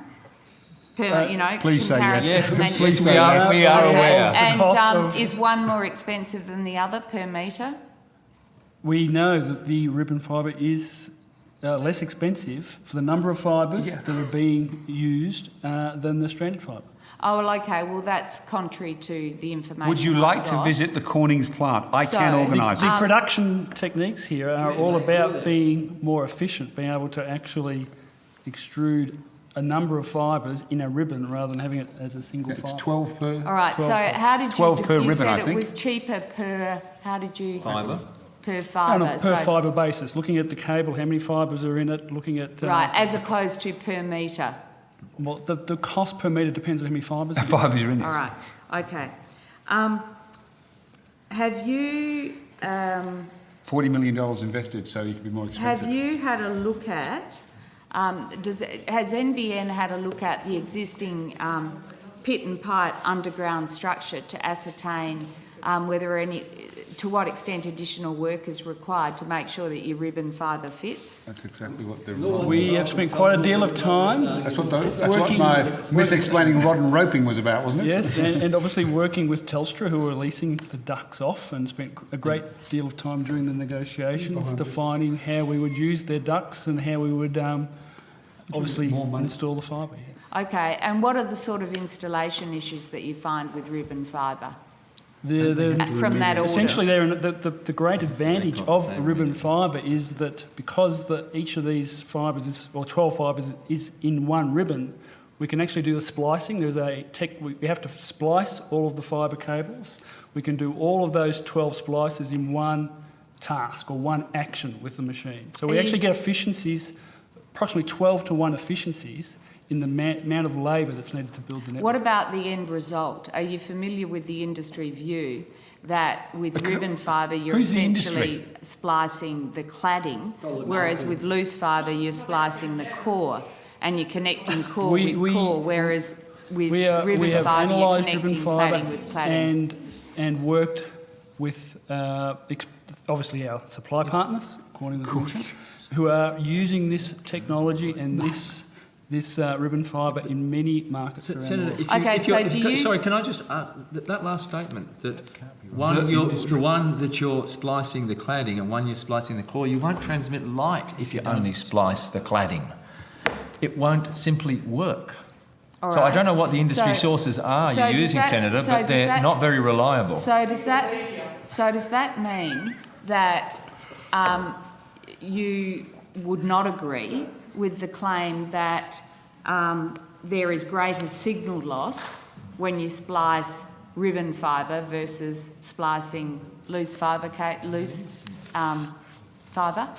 Absolutely no, I would not agree. All right. Okay. Can I just ask a question? Could you give us, could you just so I can try and understand, what are you defining as signal loss? They break more of them individually, or the actual transmission down the line is impaired? Decibels, dBs. So the way you measure a loss of a splice is in dB, exactly, but there's essentially we don't see any issue with using ribbon fibre for splicing, and the splicing process is very effective at making... So what loss would you project with ribbon and splicing? What actual loss would you project? There'd be some, wouldn't there? Per slice? Talking about per splice? Yes. Yes. It's in I believe it's about 0.1 dB. Okay. Yep. Okay. It's hardly comparable. I mean, the two are almost the same, but the advantage of the ribbon fibre, Senator, is in fact you get more reproducibility. Correct, and more efficiency in that splice.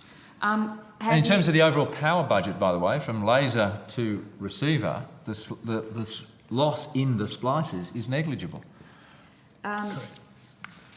In terms of the actual laying the ribbon cable, given that it is larger and heavier, and does that mean it's less flexible than loose fibre cable?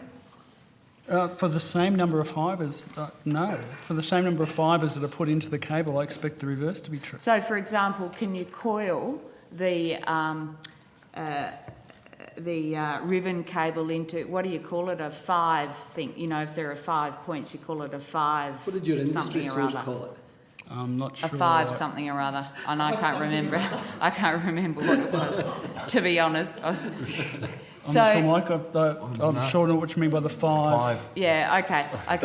But Would you like to visit the Corning's plant? It is correct, isn't it, that the cable has to be coiled, isn't it?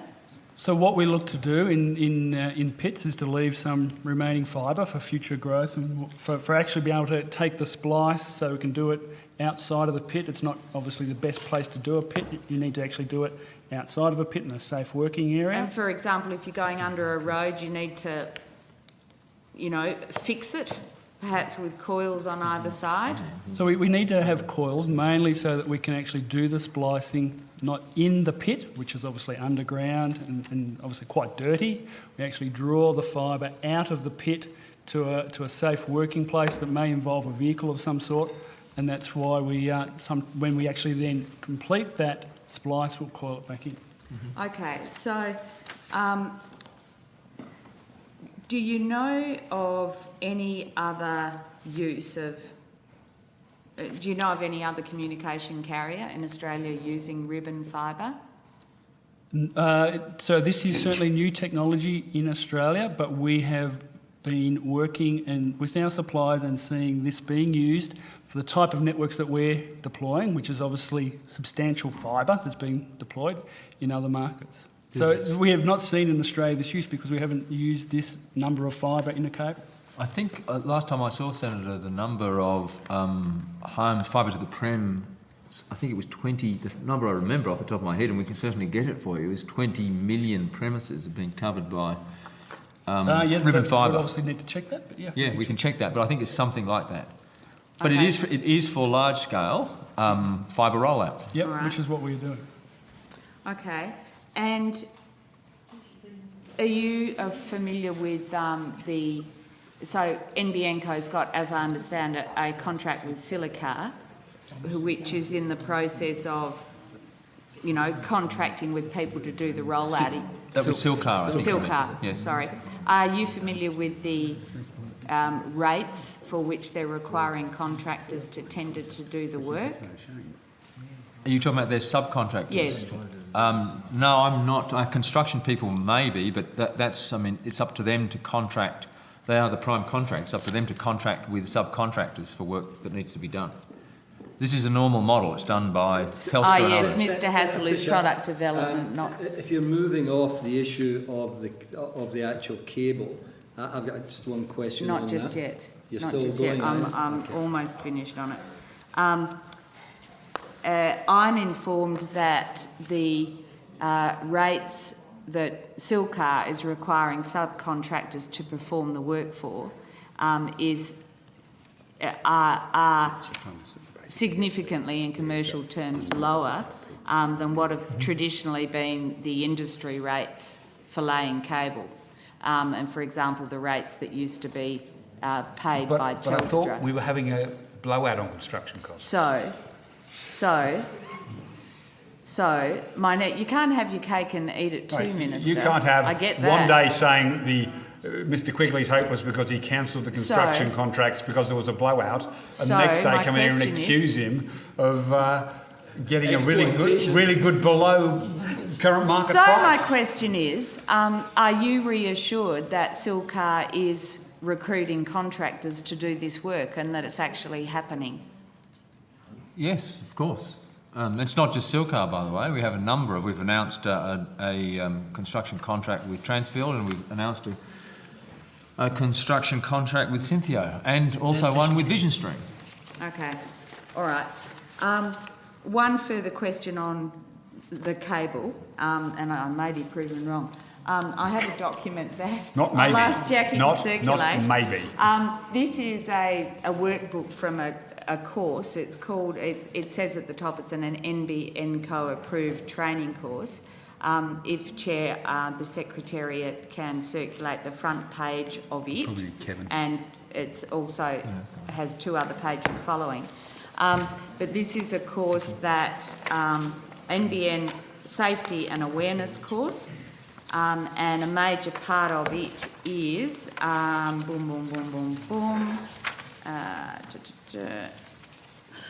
about, well, essentially laying the cable.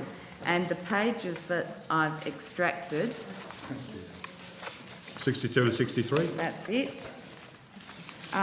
You'll see the first page 62 has pictures of ribbon cable, which is what we're laying, ribbon fibre, sorry.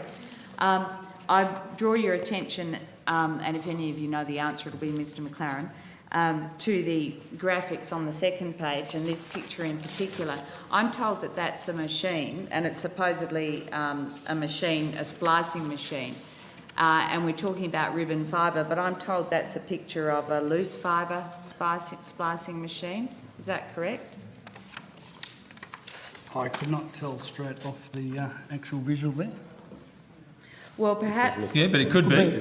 But yeah, well, if I can ask you on notice, except I'll have to tell you whose handbook this is, to get back to me and confirm, because if the whole approach is ribbon fibre and yet people are being trained and shown a photograph of a loose cable splicer, I, of course, would not know the difference. But if I can just draw your attention, Senator, to the fact that the page 63 is related to the risks associated with handling bare fibre. Whether it's a ribbon splicer or a loose tube single fibre splicer is irrelevant for the message that's being delivered on this page. Yeah, but NBN Co is just doing ribbon cable, so why would you confuse the story? Oh my God. That's all I have on that. In some cases we will have the lead-in, say, to a house. We'll just have one single fibre. So you don't use a ribbon fibre going into a there premise? may be many cases, and obviously all the 8 million premises, where we're looking to put single fibre. All right. I won't bother you to answer that question on notice, Chair, and then I've got one other issue. Yeah, thanks. Just on this issue of the cable, Senator Fisher's aide raised a number of issues: flexibility, loss of DB, coiling, insertion problems. Is there any technical papers or any industry sources or any reports in industry journals that discuss these issues in relation to NBN? Not to my knowledge, Chair. Do you think you would know if there was? I would hope I would know, yes. So,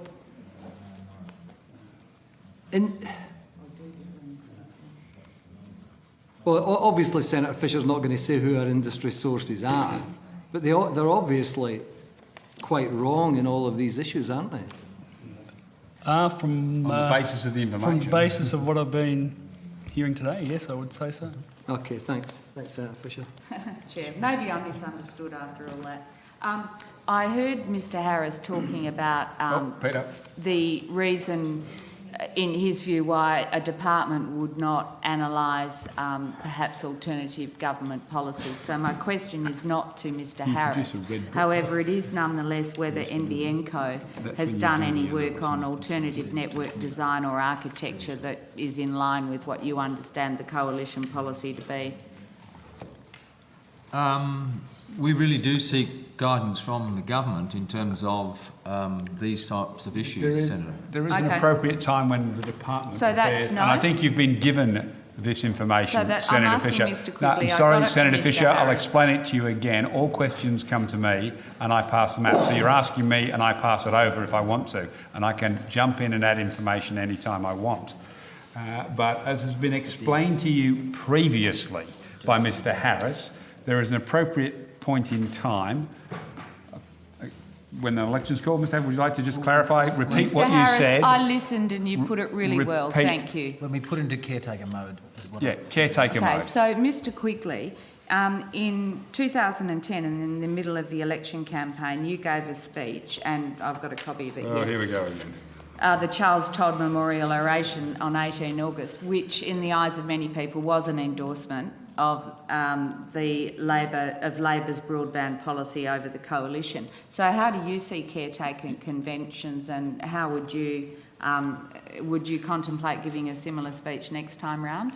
I gave that speech, Senator, in response to what was, in fact, what I viewed as misinformation. I saw a lot of misinformation in the media related to, for example, quotes. One that comes to mind was because Google had announced a 1 gigabit per second trial overseas. There were numerous reports in the Australian media that we were building an obsolete network because it could only deliver 100 megabits per second and we were going to be left behind. I thought it very important to correct that misapprehension, and I know I was accused of being announcing a gigabit per second in I think in the caretaker period, but I was simply correcting the record at that time where there was misinformation in the Australian media.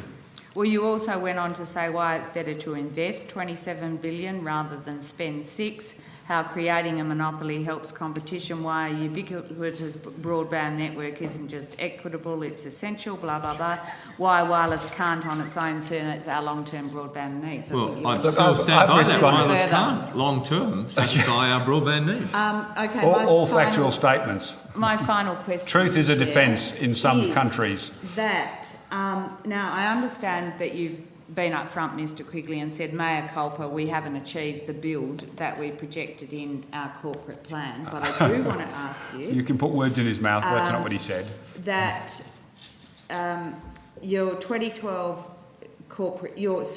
your corporate plan said that by June 2012 there'd be 127,000 active fibre services, and I'm talking greenfields. You've said you've passed 1,000, and you've got 110 active, and you've updated that a bit tonight. I think I can't, but that's what you said was the case in your joint committee report in December. So Telstra have done 35,000 copper, But the question is, because there is about 1,000, 1,100, it's about 37,000 out of what was going to be 127,000. Now, we've heard you explain why, but what's happened to all those people in between because they haven't got phones? I think you might have missed the lengthy explanation I gave to Senator Birmingham on this question earlier in the hearing. Well, if I missed an answer, Senator Birmingham, let me know and you continue. But I think, well, what's the answer? Quick answer because I actually didn't hear your question. Yeah. She asked about the lots versus people. What's happened to everybody? I understand you've fallen behind, yes, but what's everyone doing meanwhile? 127,000 is the number of... We got an answer, did we? Would you like me to continue, Senator? Yes. Lots, yes. We Yes. did have a lengthy discussion about that. That's where that came in. Okay, all Yes. right. Chair, can we go to Senator Birmingham now? Thank you. Senator Bushby's asked for the call. I've given Senator Bushby the call. If he wants to concede the call to Senator Birmingham, I'm happy with that. But Thanks, Senator Bushby. Hopefully we'll make sure we have a couple of minutes for you as well. Thank you very much. 2 minutes you're giving him, are you? Well, few minutes. I'll leave the chair to negotiate times with the deputy chair, perhaps. Mr. Quigley, can you tell us how much NBN Co will spend on paid advertising this financial year? I think Mr. Cooney might be best placed to answer that one. We have spent, depends what you mean by advertising, the traditional, the 3-year announcement, advertising is probably the promotional advertising. We spent 3.659 million. There was an additional overall in the marketing budget about 8.12, but that includes job ads, community notices and so forth as well.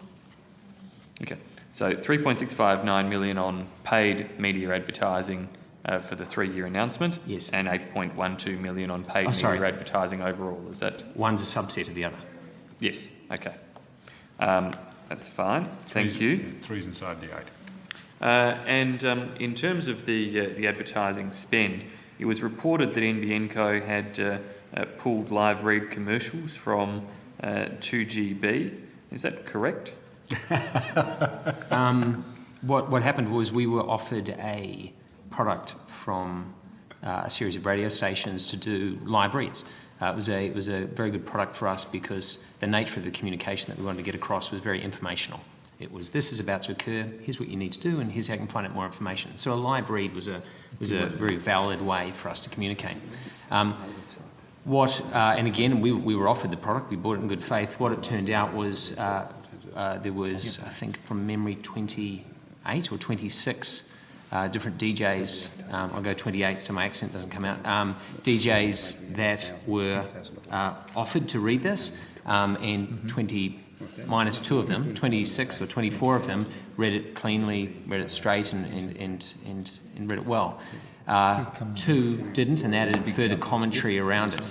And so that we went to the station management, they apologised, they offered compensation in form of other advertising, and we took it. But again, from memory, 26 out of 28. Was this negative additional commentary? Yeah, by and large, it was negative commentary. So 2GB took the money for the ad, and then ran the ad, and then made negative comment about it. Yes, During it, before it, after it. And to 2GB's credit, the station owners actually apologised and gave us compensation as well. Who were the readers? It was Hadley and Hadley. Ray Hadley. Ray Hadley. And I don't remember the other, but no, it was the DJ that was standing in for Alan Jones. So, Mr. Cooney, you didn't actually. Maybe you can take that on notice and provide us with the information. You didn't actually pull the advertising per se, but compensation was offered. NBN Co accepted the compensation, and presumably that has all been delivered as per your expectations. Well, yeah, it's finished now. It was only running for 2 weeks all up. Okay. Can I just be clear on the figures you cited before as well? 3.659 million figure Is that the total that will be spent this financial year in terms of paid advertising promoting the rollout? So that was the 3-year announcement, which ran for 4 weeks campaign. Okay. Is there and that's the end of that campaign. Is there now another campaign, or was that the only campaign? I know. So we have ongoing communications to both communities and individuals. It's something that we see as essential. That we have, and on a couple of points, we not only think it's the appropriate and the right thing to do, we are also obliged to, under a deed, to be able to ensure that we communicate to all affected Australians to ensure they are aware what the NBN is, when it will become available to them, and what steps they have to take. On top of that, this is the right thing to do, is we are starting to turn up in their communities and we need to inform them what it is we're doing. When we're looking at communities, so there's information, there's also preparation. We're starting to see areas such as Kiama, whereby they are starting to change, for example, the council, the way they are dealing with their local community, the way that the University of Wollongong is dealing with their students. So all of that takes preparation, and we ensure that we communicate and we engage the local communities. And then last of all, we need to ensure that we can assist a smooth migration from the copper infrastructure that is being retired to the fibre infrastructure. And for that, and it's a really important point, we need to make sure that every single person, every 12 million premises we're talking about over 10 years, every single one of those 12 million business owners or homeowners needs to take an action. They need to order a service, and so they need to be informed of when that service is available, what it will mean, what it will do for them, and what the steps are to do that. Thanks, Mr. Cooney. What's the advertising budget for the next financial year? We've yet to confirm that. That'll be part of the corporate plan that was being talked about before. Okay, so none of the budget for the next financial year has been set. All of that rests on the corporate plan. That's how we release it. Yeah. However, I might just supplement that, Senator. Mr. Cooney referred in passing to the deed. There is an obligation in our agreements with Telstra to run a campaign, and I'm assuming that's likely to commence next year. The time frame would certainly require it to commence sometime next year. So since we're on the topic, and since next year will be a sensitive time, it may be best to foreshadow that's a requirement of our agreements with Telstra. It's for really old equipment that people haven't upgraded, and encouraging them to upgrade their equipment. I'm saying they're copper-based technology equipment, like really old. PABX. Right, really old phones, essentially. Yeah. Yep. And so people will need to be made aware of that, and there was a concern in our negotiations with Telstra that expressed by them that if this wasn't specifically targeted, then it would cause a significant problem in the actual close down period for the copper. You've got a separate version of the digital switchover on your hands. Yeah. In practice, yes. And it is a good analogy. Fortunately, we're well practiced. And the point that was touched on there was that, as has been mentioned several times, is there is a closure of the copper network. There is a retiring 18 months later. So we have to ensure that homeowners and business owners are aware that will occur. They need to be given ample information, ample time, and ample means to be able to make the decisions prior to that. Appreciate that, Mr. Cooney. And I want to come a little bit to some of that targeting, at least in a second. But firstly, did the department, did NBN Co recommend the department undertake the $20 million campaign that they are in the throes of undertaking to regional Australia? Did we recommend to the department? No. Did NBN Co provide any comment to that campaign for the department? It was very important, as we have different roles in our communications, to ensure that there wasn't a waste of funds, there wasn't an overlap in communications, there wasn't confusion to the end recipients of that communication. So early on in the process, we had discussions to ensure that we were both aware of the job that we had to do, and we agreed that. And you might remember, Senator, I referred to that this morning when I said an analysis was done before the campaign was launched about what NBN Co would be doing and what we would do. Did NBN Co identify the talent for the department's commercials? No, not to my awareness that we were approached, but I do know that some of the example stories are examples that we've used or we've used within our website. So, and we have many case studies on our website. So So they may have provided the lead for the talent. The agency went and approached the talent. Okay. Can I come to NBN Co's specific print campaign? And your campaign to date has been only a mixture of print and radio. And online, And yes. online, of course. And perhaps on notice you can provide us with the split between those mediums. But is your campaign only targeting geographic locations where the NBN will be rolled out in this first stage? Where at all possible. We have a media challenge or a media purchasing challenge around this that, as we've announced only a month or so ago, we are looking to roll out over the next 3 years to 1/3 of Australian premises and businesses. Unfortunately, from a media perspective, as those are not tightly clumped in one area, nor are they grouped around media buying circles. Instead, they're dispersed across the map, so to speak.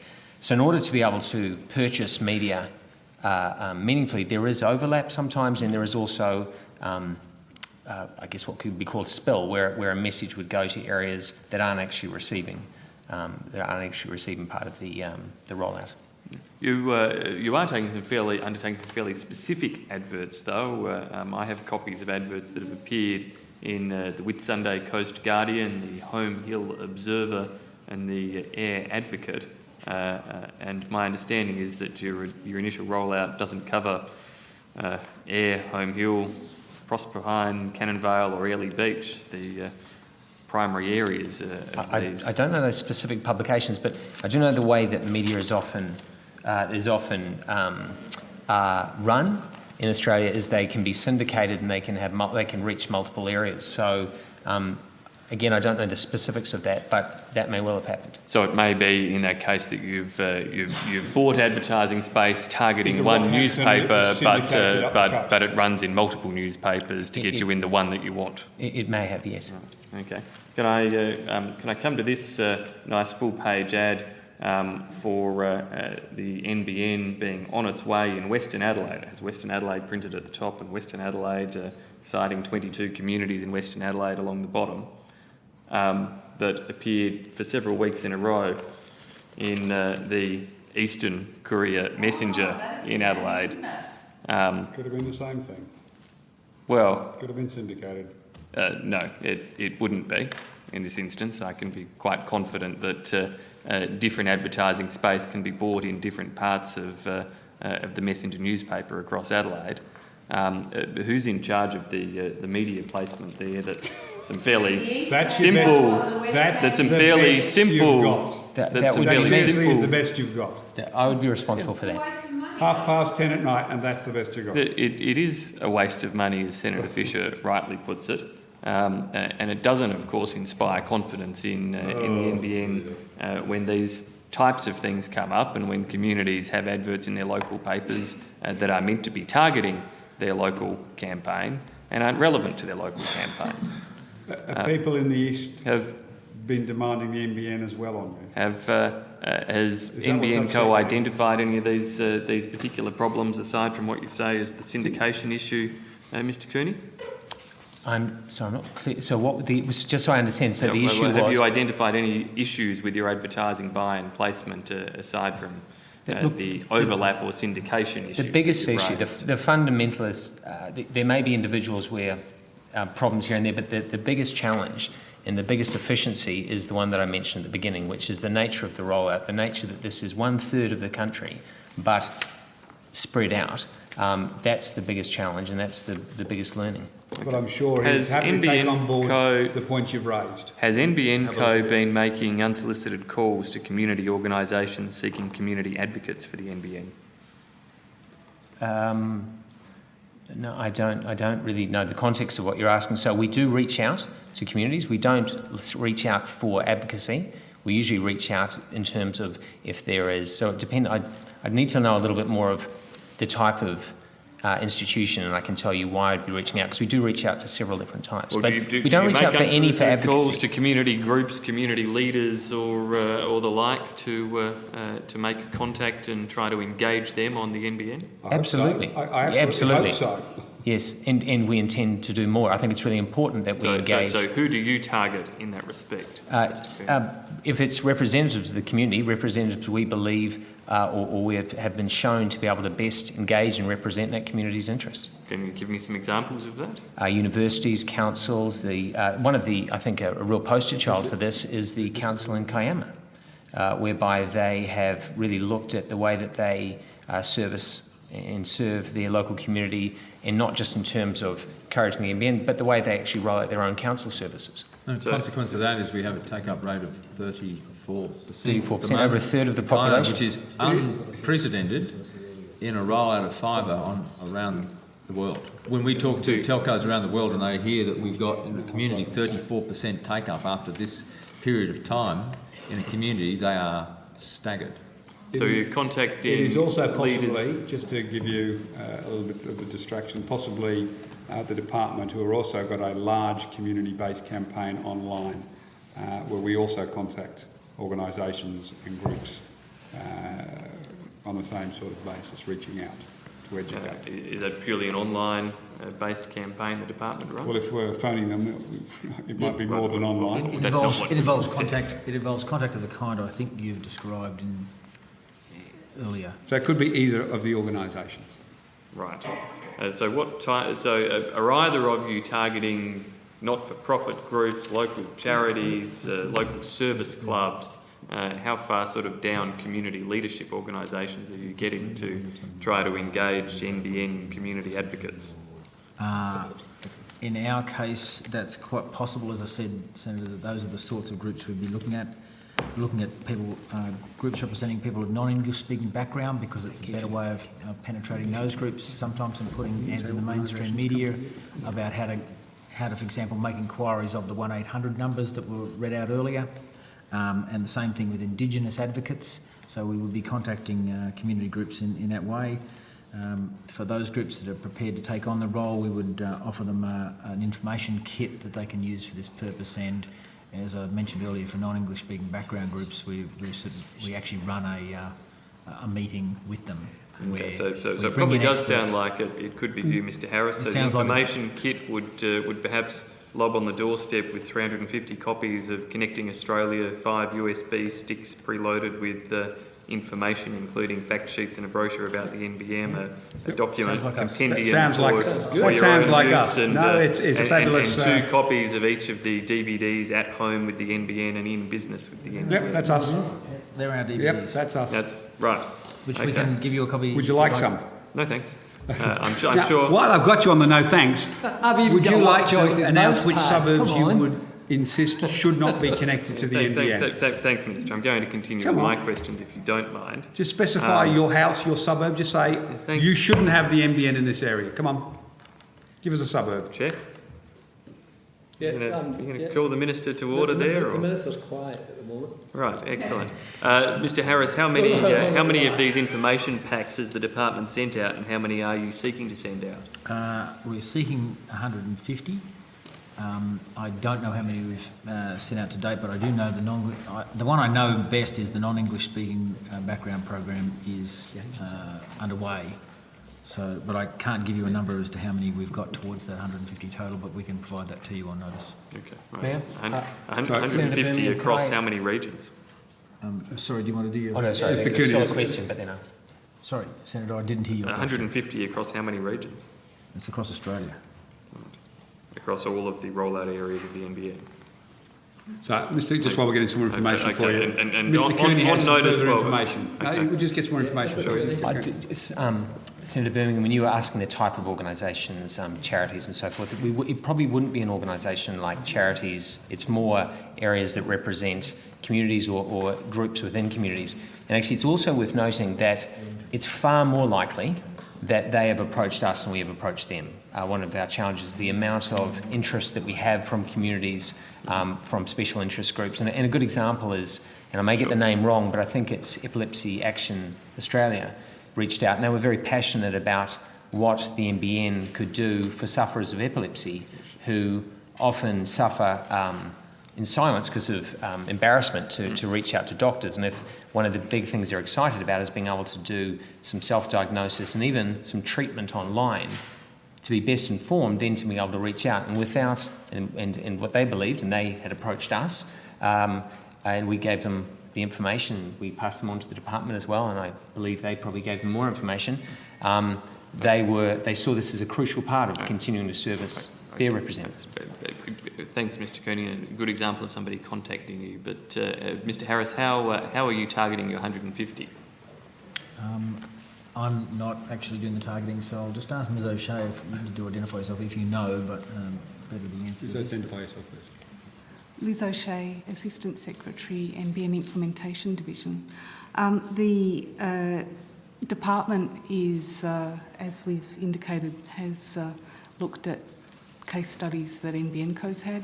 We're also working with a public relations firm who are looking at people that may have an interest in finding out more about the NBN and representing people in their community.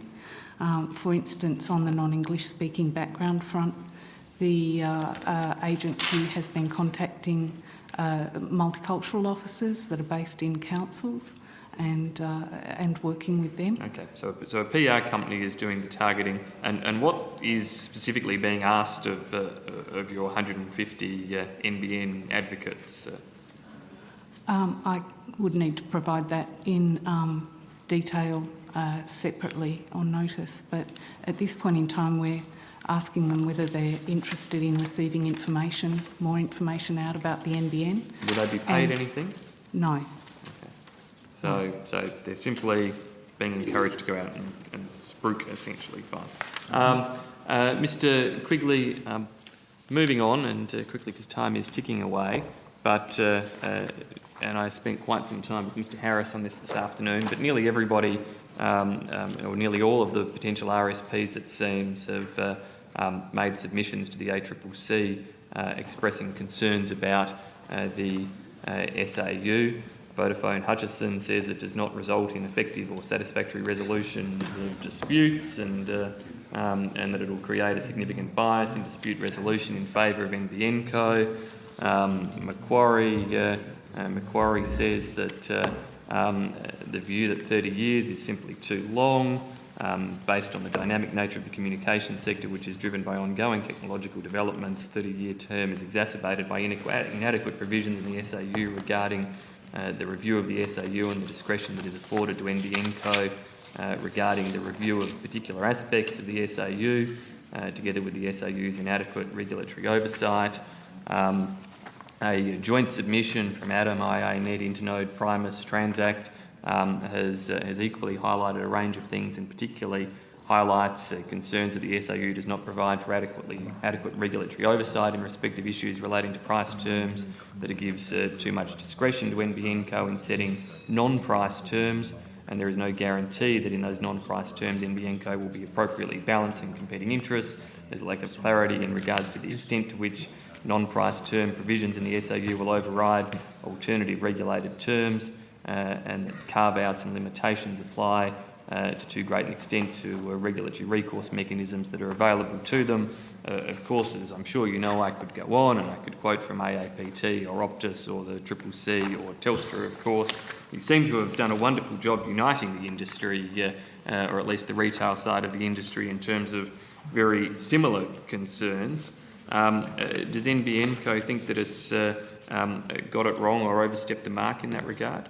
Well, before I pass to Mr. Hassel, who's running our regulatory side of things and talking also to our potential customers and existing customers, let me say, if I can, Senator Burning up front, that this is no surprise at all. At this point of time, you would expect each and every one of those service providers to be trying to pursue their optimum commercial interests. If I was in their position, I would do exactly the same. They understand there's a complete restructuring of the industry to try and get away from the old model, which was dispute ridden. You're pursuing your optimal interests for NBN Co as well. What we're trying to do is we are trying to make sure that we protect shareholders' interests on behalf of the Australian taxpayer. If I can repeat again, our model in NBN Co is not to maximise profit. Our job is to provide the best possible service, broadband service we can across the nation, at the lowest possible prices. That's what our definition of success is. And achieve a rate of return. And achieve a rate of return for the Australian taxpayer ultimately. So we're paid by the government to try and look after those interests. Now, do those interests always align with access seekers? The answer is no. And we are making sure we will protect our interests. Having said that, I think it's also fair to say that we're making good progress. We are having very regular discussions with the ACCC, and Mr. Hassel may want to reflect the discussions we have. And I also should say that we do have to deal with quite disparate views from different parts of the industry at different times. Mr. Hassel. Yeah, thank you. Yes, I think there's probably a couple of points to make there. There's two things run in parallel. One is the special access undertaking and one is our wholesale broadband agreement. And they're actually very closely aligned, those two things. We're currently going through an extensive consultation process with industry. We signed a short-term wholesale broadband agreement at the end of November last year. We're going through an extensive consultation process with industry on how to improve that wholesale broadband agreement. At the same time, we lodged our special access undertaking. The ACCC have gone through a process to get industry feedback with regards to that special access undertaking. We're taking that feedback for both the special access undertaking and the wholesale broadband agreement and amending as we go through in a number of different streams together with the industry to reach, with the aim of reaching as satisfactory an outcome for everybody as we can by November. Mr. Hassel, and I want to leave at least a couple of minutes for my colleague here who's been very gracious. So just one other question highlighting, I guess, 2 points of concern that seem to come through consistently. One is the 30-year nature of the undertaking. The other is the more principles-based approach of the undertaking, and particularly what seems to be a very easy way in which almost anything would fit within those principles in terms of any absence of really price details or detailed service undertakings in particular or time frames. So can you quickly respond to those concerns and why NBN Co has decided this very different pathway for the ESAU? Could I suggest, Senator, if I can, that perhaps the Secretary may be better placed to answer this question?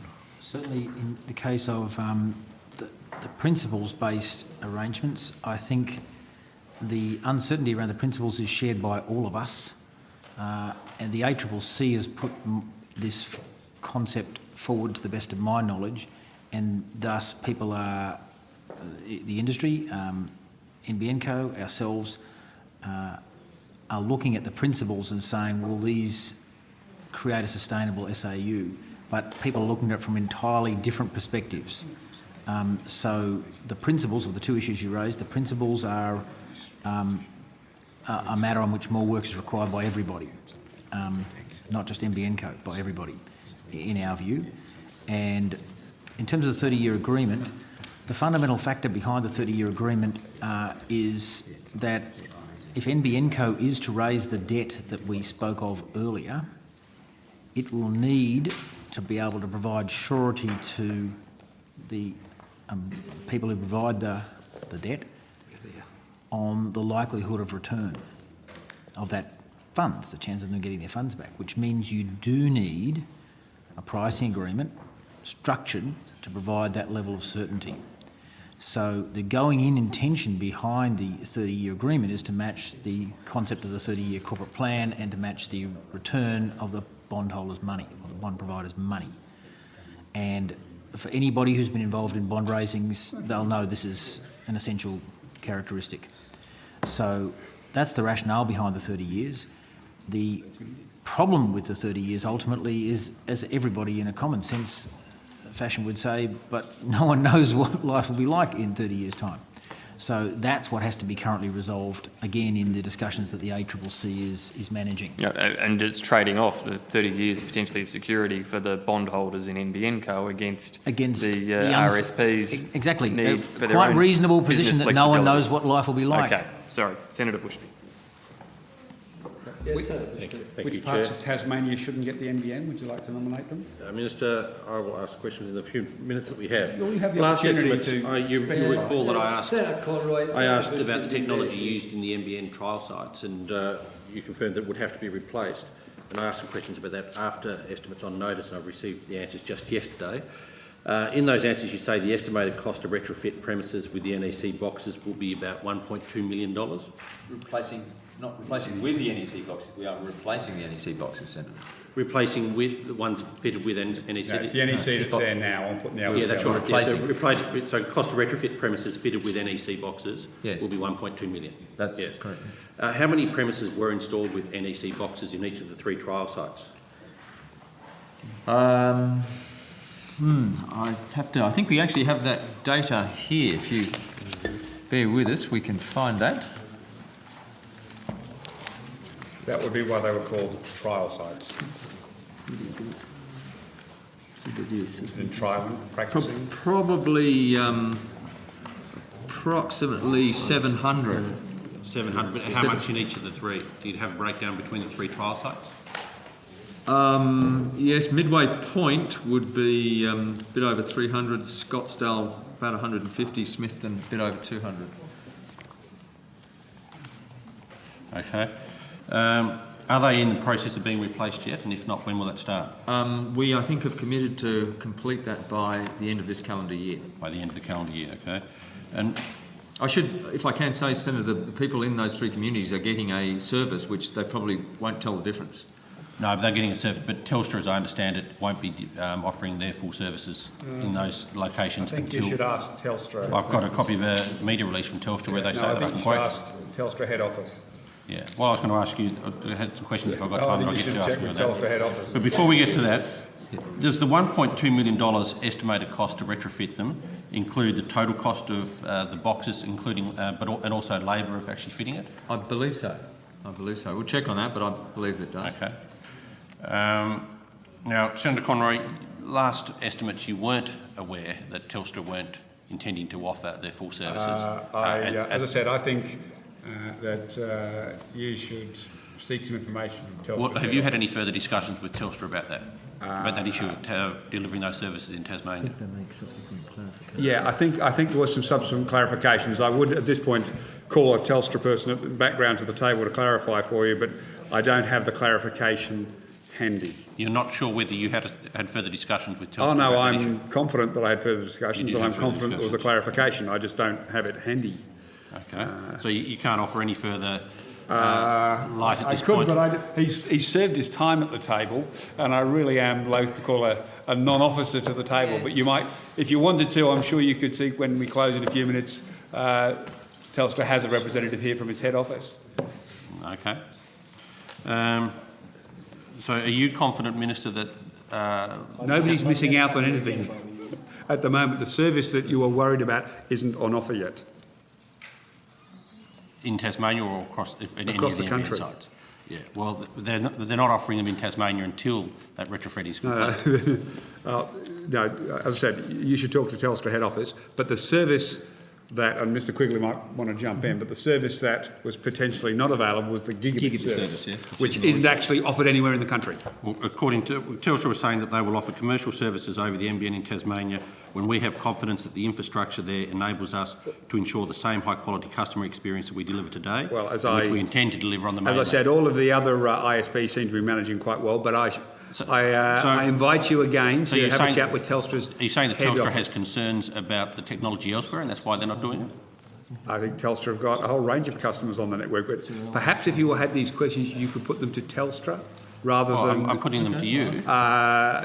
You're asking me what Telstra... the NBN company. You're asking me what Telstra's opinion is, and I'm not in a position I'm asking you whether you're aware that they will be delivering these services in Tasmania. Well, as I said to you, my understanding is a clarification was issued, and I invite you to find out what the clarification was. Okay. So I think Mr Hassel probably has some additional information, Senator, on this subject. Yeah, so just in terms of services in Tasmania, and as I understand the question, I think you're asking if Telstra are actually promoting services into Tasmania on NBN-based services. And the answer to that is yes, they are active in doing that. We've been working with them on putting services into homes in Tasmania in the Tasmanian footprint. Thanks, Senator Bushby. That concludes the committee's examination of the broadband communications. Sorry, we just had a couple of other clarifications. Just clarifications. Yep. The question of when the truck will be in Canberra, it's the 18th and 20th of June, Yep. and also the two DJs, Ray Hadley and Andrew Moore, and just a correction, 24 DJs read it straight and 2 didn't. Okay. Thanks. 26. And I just wanted to clarify, you're happy with the amount of questions taken on notice? Everyone's happy? Good, good. If I could just... Chair, may I thank NBN for bringing brothers in arms. I think it was very constructive. And if I could just thank a couple of people... Thank you. If I could just thank a couple of people who've kept me entertained during the evening, which is not the people on that side of the chamber, but Gauge, Ungulate, Tailgater, Timble, name taken already, Hamster, UTC, That and Bigger Than concludes the committee's Dave for examination keeping me of the entertained broadband during the communications evening. in the digital economy. I thank the Minister and officers for their attendance, and Hansard and the Secretariat staff and broadcasting. Senators are reminded that written questions on notice should be provided to the Secretariat by close of business Wednesday, the 6th of June. Thank you, everyone.